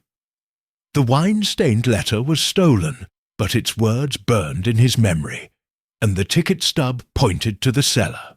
Clara Varnell was the society's master, and Camille was her final loose end. At the DuPont mansion, Blanc descended to the wine cellar, its stone walls slick with damp, the air heavy with oak and Merlot. The ticket stub's crescent line was a code, matching a wine rack labelled Crescent Vintage. He pulled it, revealing a hidden door, but footsteps echoed behind him. The shadowy figure lunged, a garrote wire gleaming. Blanc dodged, the chalice clattering, and grappled, slamming the figure against a barrel. The fedora fell, revealing a scarred face, but the figure kicked free, snatching the stub and tossing a new clue, a bloodied glove, monogrammed CD, before escaping. Blanc clutched the glove, his shoulder aching from the widow's walk. The hidden door led to a stone chamber, empty but marked with crescent symbols, a recent scuff of red dirt on the floor. Camille had been here, hours ago, moved to the sanctuary. The glove's blood was fresh, a warning or a taunt. Clara Varnell's letter, Vesper's death, and the chalice's poison painted a desperate society. And Blanc's breakneck method had cracked their facade. But the shadowy figure was one step ahead, and the sanctuary was Camille's last chance.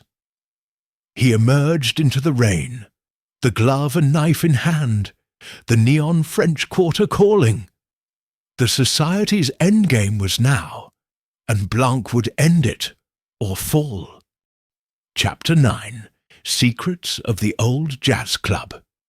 The neon glow of the Crescent Note Jazz Club cut through the fog of Bourbon Street, its saxophone wail a siren call in the early hours of April 21st, 2025.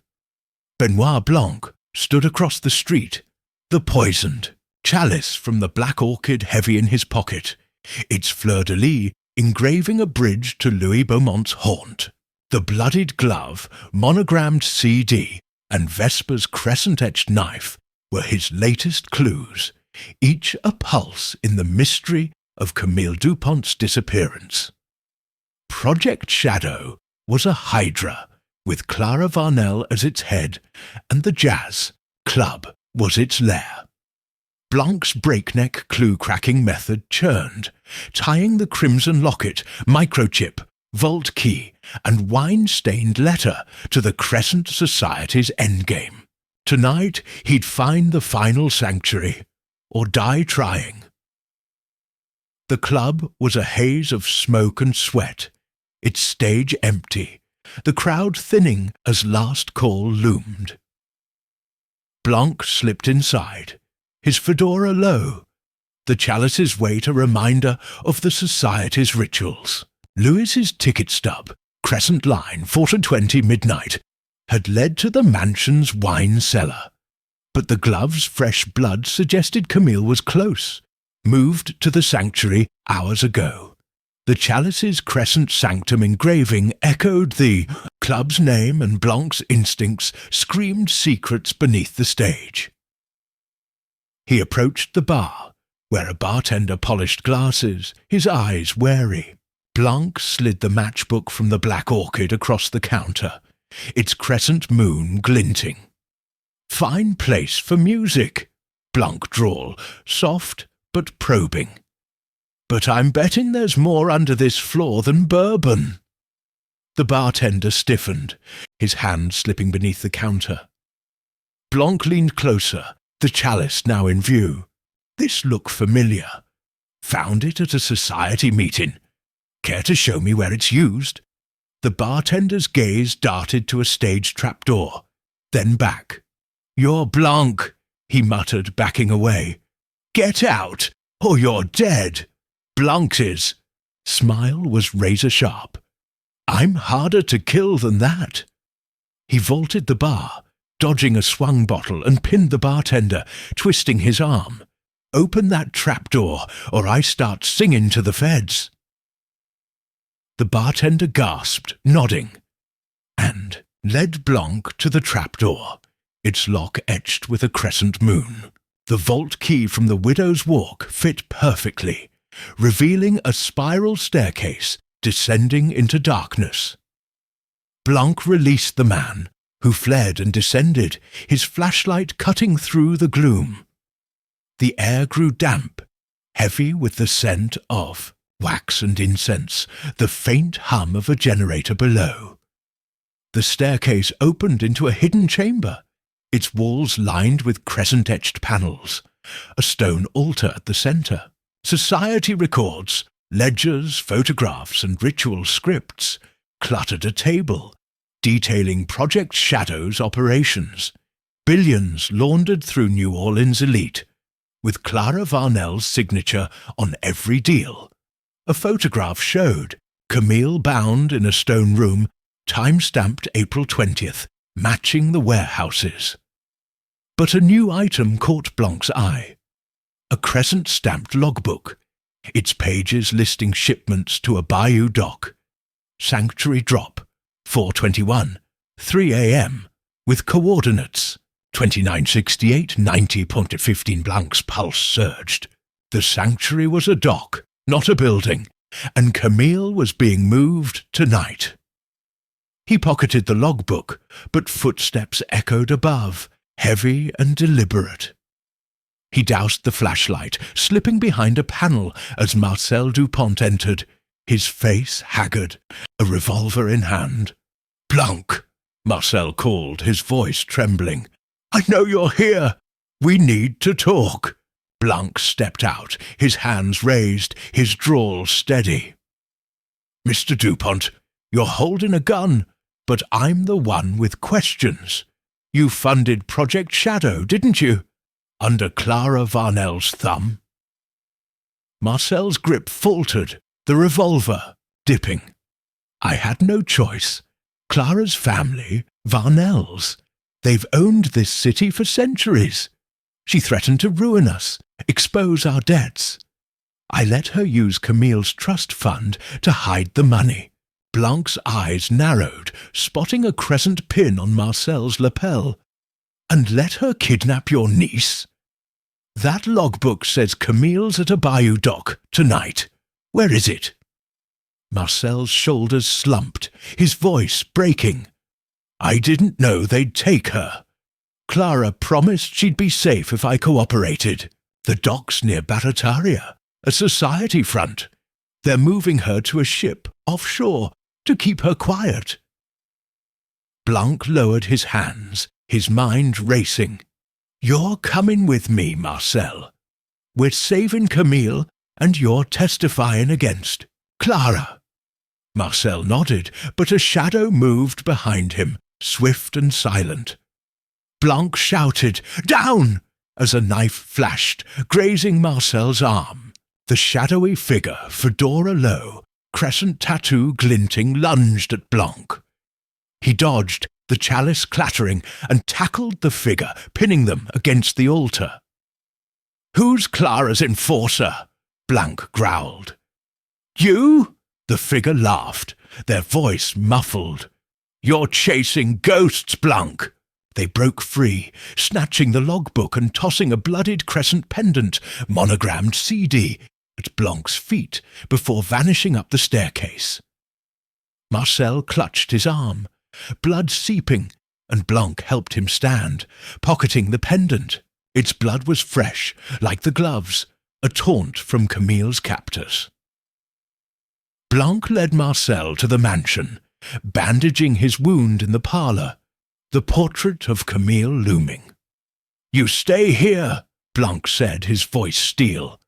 "Call the feds. Tell them everything. I'm going to that dock." Marcel nodded, handing Blanc a crumpled note from his pocket. Blue ink, fleur-de-lis watermark, Barataria dock, 3 a.m. No heroes. "I found this in my study," he whispered. "They're watching."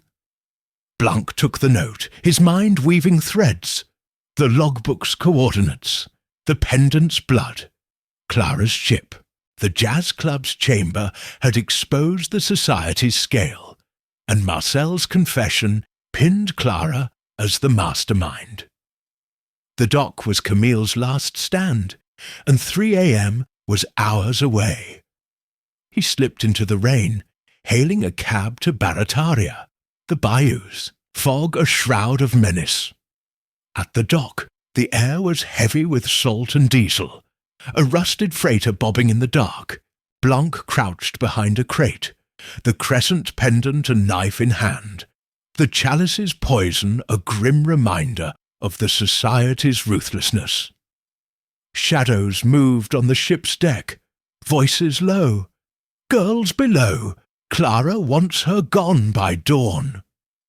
Blanc's heart pounded. Camille was aboard, alive, but the logbook's loss meant he needed a new plan. A figure emerged from the fog, the shadowy enforcer, holding the logbook. Blanc lunged, grappling in the mud, the pendant slipping from his pocket. The figure kneed, him snatching the note, Barataria Doc, and tossing a new clue. A ship's manifest, marked CD, hold 3. "You're too late, Blanc," they hissed, fleeing to the ship as it began to move. Blanc clutched the manifest, pain radiating from his ribs. The jazz club's secrets had led him here, but the society's enforcer was relentless. Camille was in hold 3, and the ship was her prison, sailing to silence her. The pendant's blood and manifest were his lifeline, but Clara Varnell was steps ahead, and dawn was breaking. Blanc's breakneck method had cracked the club's chamber, but the bayou's waters held Camille's fate, and he'd chase her to the edge of the world, or drown. Chapter 10. The Last Crescent Moon. The Gulf of Mexico churned under a storm-torn sky as Benoit Blanc clung to the rusted ladder of the Crescent Society's freighter, the Lune d'Argent, just before dawn on April 20, 2025. The ship's manifest, CD, hold 3, and the bloodied crescent pendant burned in his pocket, alongside the poisoned chalice and Vesper's knife. The Bayou Doc's ambush had confirmed Camille DuPont's presence aboard, a prisoner of Project Shadow, and Clara Varnell's empire was crumbling. Blanc's breakneck clue-cracking method had led him from the jazz club's logbook to this stormy sea, and his resolve was iron. He'd save Camille, or sink with her. The freighter's deck was slick with rain, its crew sparse under the gale's howl. Blanc slipped past a watchman, the crescent key from the mansion a cold weight against his chest.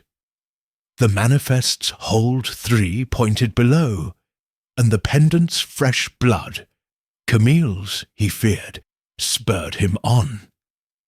He descended a creaking hatch, the air turning dank, heavy with diesel and despair. Hold 3 was a steel cage, its door locked with a crescent-etched padlock. The key clicked, and Blanc stepped inside, his flashlight revealing a figure slumped in the corner. "Camille," Blanc whispered, kneeling beside her. Her wrists were bound, her crimson dress torn, but her eyes flickered with life. "It's Benoit Blanc. You're getting out." Camille's voice was hoarse, barely audible. "They're moving me. Clara's orders. Offshore vault." She pointed weakly to a crate, its lid ajar, revealing a crescent-sealed ledger. Blanc opened it, his pulse racing. Pages detailed Clara Varnell's escape. A private jet, April 22, 6 a.m., from a Gulf airstrip, funded by Project Shadow's laundered billions. Camille's name was marked Collateral. Eliminate post-transfer.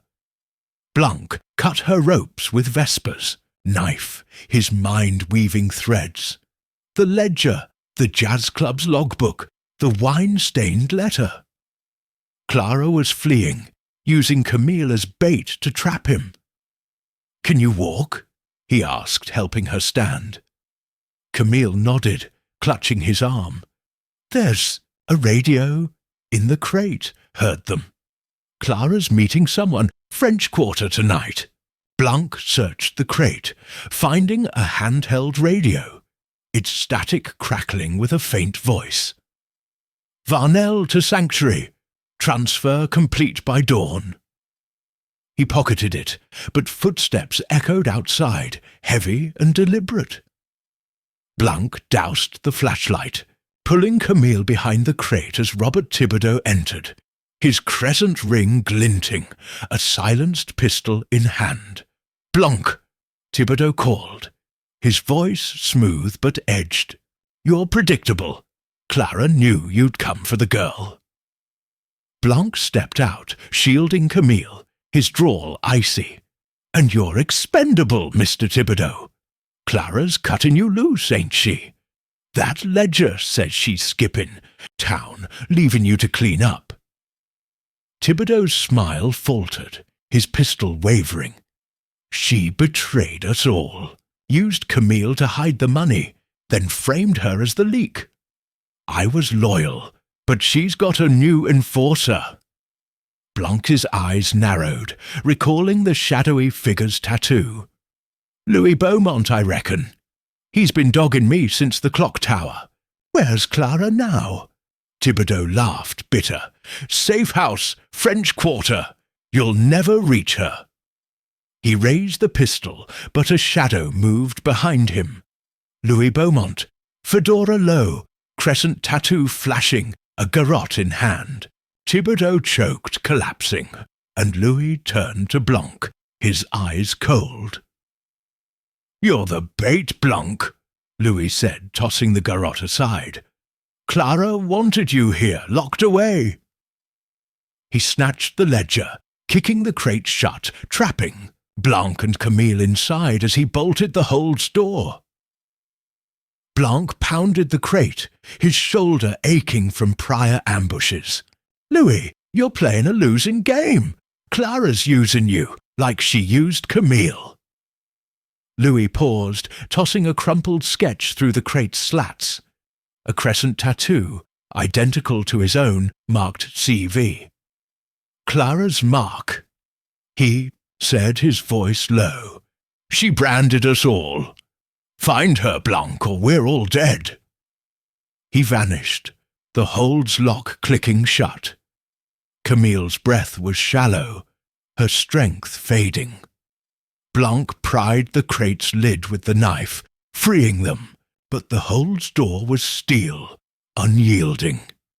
He searched the crate, finding a rusted crowbar, and worked the lock, his mind racing. Louis's betrayal confirmed Clara's control, and the tattoo sketch tied her to the Society's enforcers. The radio's signal, Sanctuary Dawn, meant Clara was relocating Camille, likely to the French Quarter safe house Thibodeau mentioned.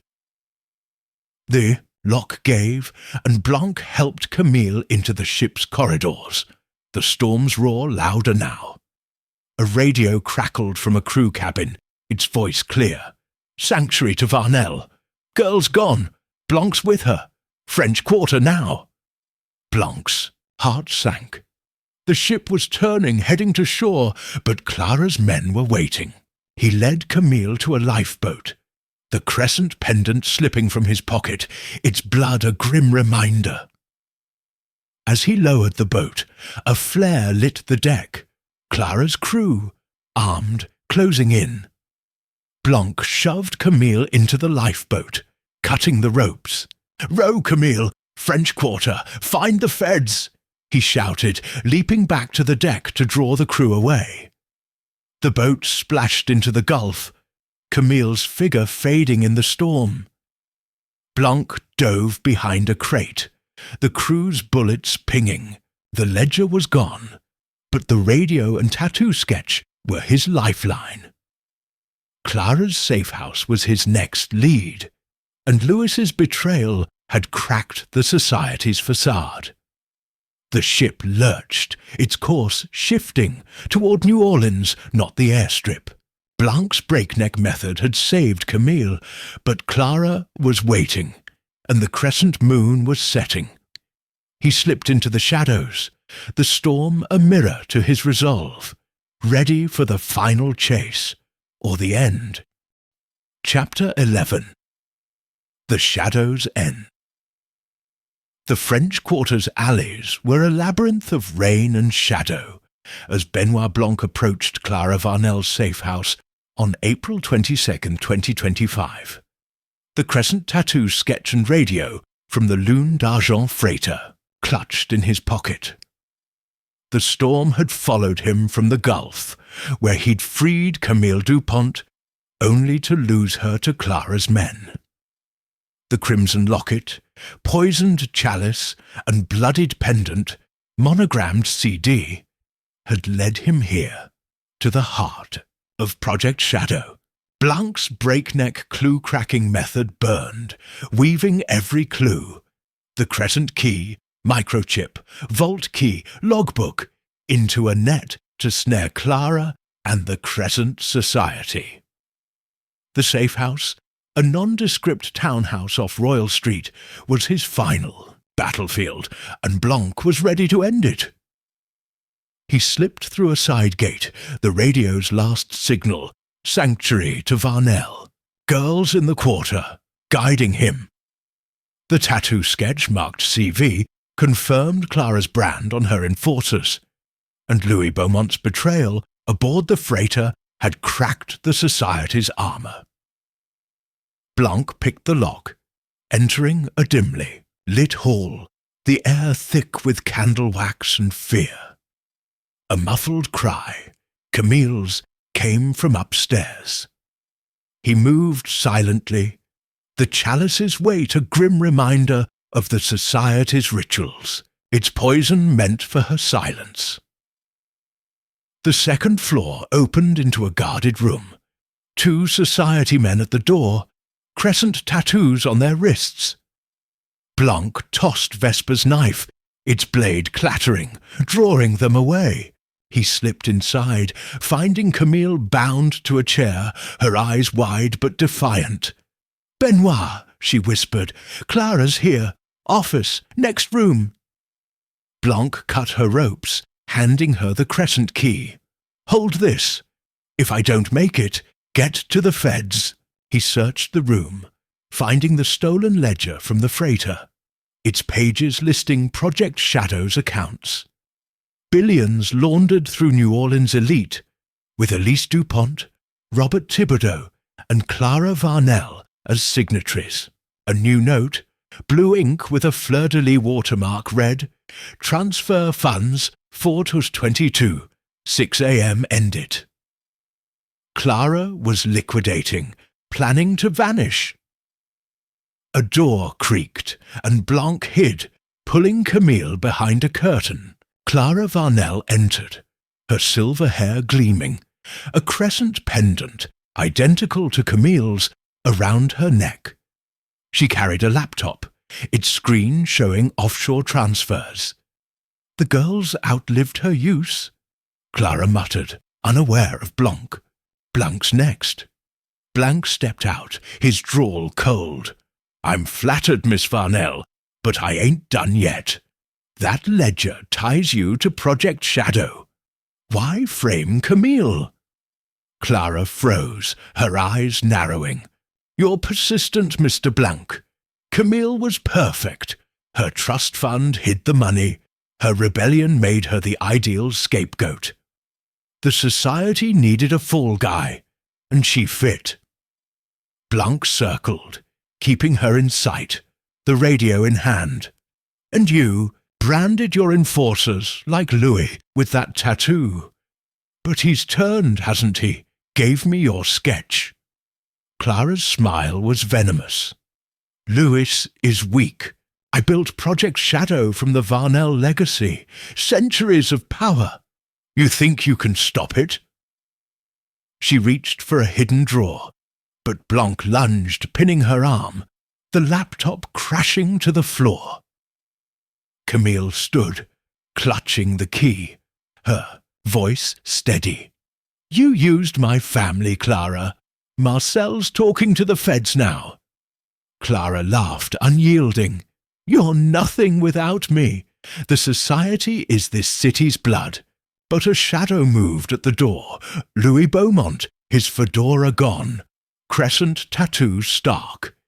His pistol was aimed at Clara, not Blanc. "Enough, Clara," Louis said, his voice breaking. "You threatened my sister, used me to trap Camille. I'm done." Blanc seized the moment, grabbing the ledger and laptop. "Louis, you're testifying. Tell me where the funds are going." Louis lowered the gun, tossing a USB drive to Blanc. "All the accounts decrypted. Offshore banks, Clara's. Escape plan. I hacked it last night." He turned to Camille, his eyes heavy.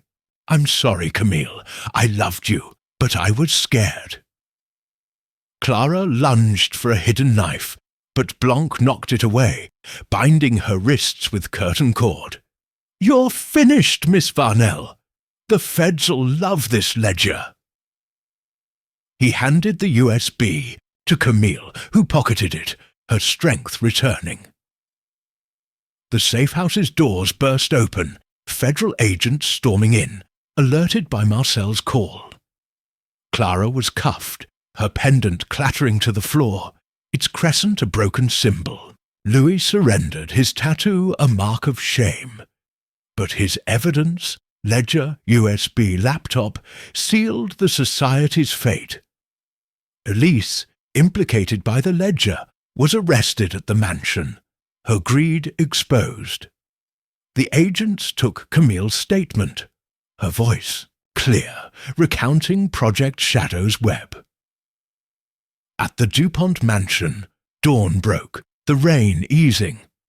Camille embraced Marcel in the parlour, their portrait whole again. Blanc stood by the fireplace, the crimson locket, chalice, and pendant on the mantel, relics of a solved case. "You're safe now, Miss DuPont," he said, his drawl warm. "The society's done." Camille smiled, handing him the crescent key. "Thanks to you, Benoit. What's next?" Blanc's eyes twinkled, but a folded note slipped from his coat. "Found in the safe house.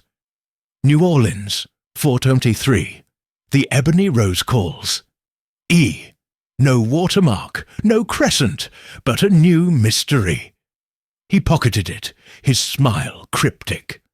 "Oh, just another puzzle, I reckon. This city's full of 'em."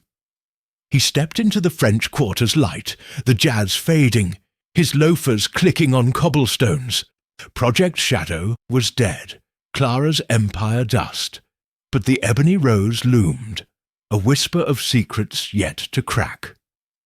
Blanc's breakneck method had saved Camille, but his work was never done, and New Orleans was waiting. Chapter 12. The Fall of Varnell House.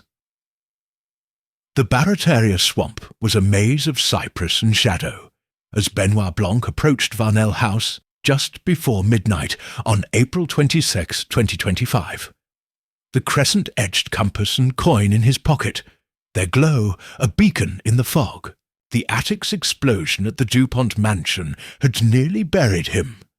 But Elise DuPont's betrayal as the shadowy figure and Clara Varnell's trap at Varnell House, midnight, final transfer, drove him forward. Camille DuPont's life hung by a thread, and Project Shadow was Clara's last card. Blanc's breakneck clue-cracking method burned, weaving the crimson locket, poisoned chalice, crescent pendant, tattoo sketch, and ledger into a net to end the Crescent Society. Varnell House, a decaying plantation looming in the moonlight, was the final stage, and Blanc was ready to close the curtain.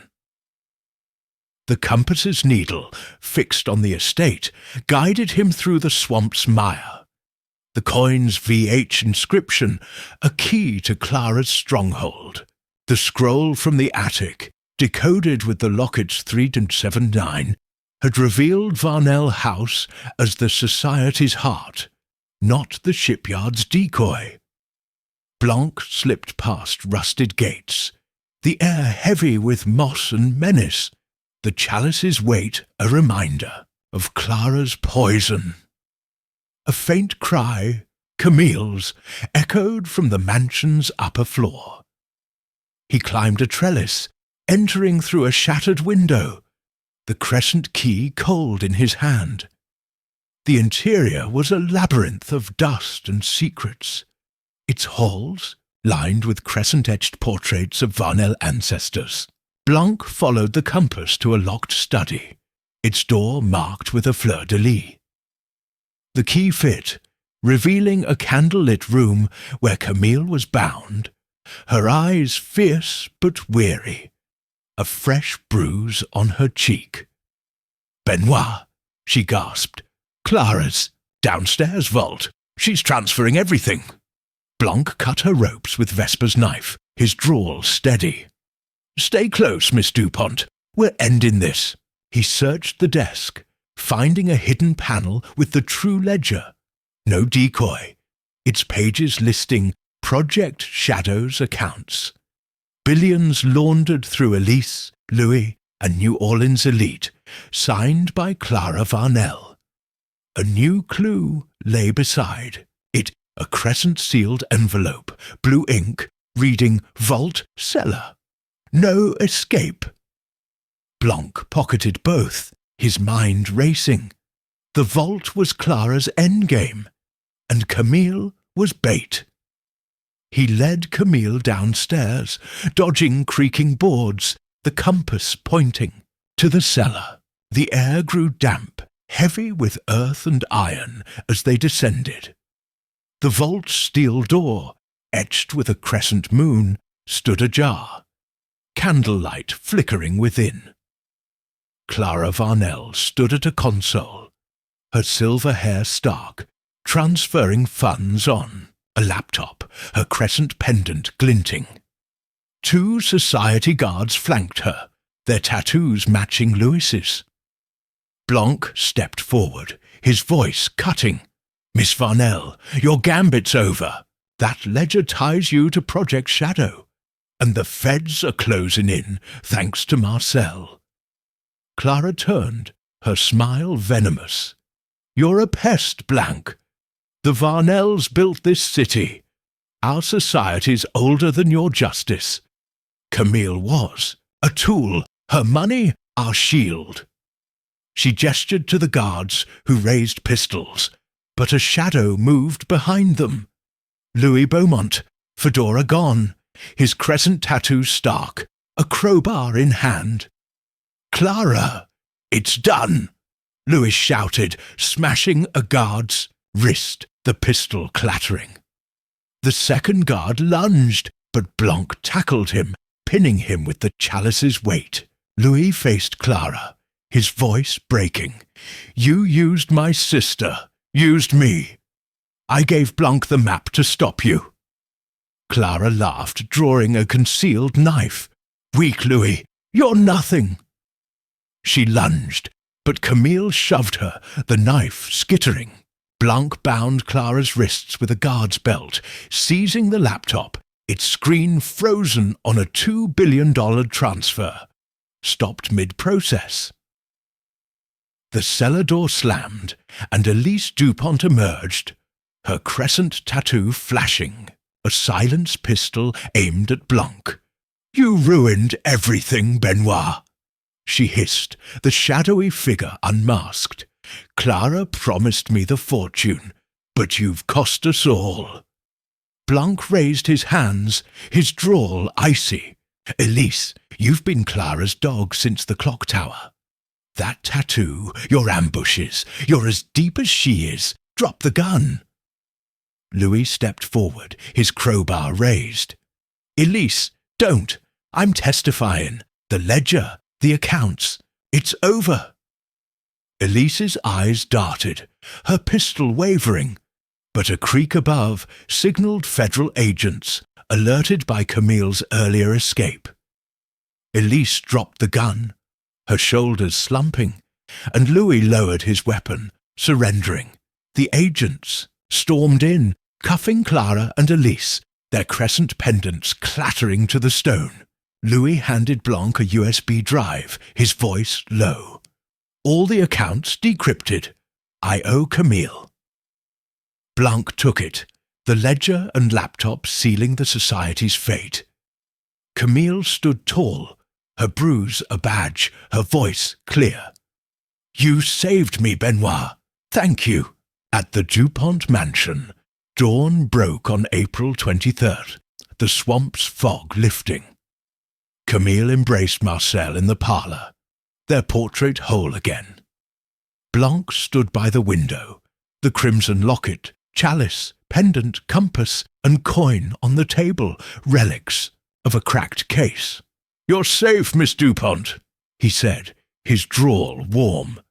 "The society's dust. Clara's locked up. Elise, too. Louis'll testify, lighten his sentence." Camille handed him the crescent key, her smile faint. "What's next, Benoit?" Blanc's eyes twinkled, but a folded note, slipped into his coat at Varnell House, caught his attention. Baton Rouge, 424. The ivory mask calls. V. No watermark, no crescent, but a new puzzle. He pocketed it, his smile cryptic.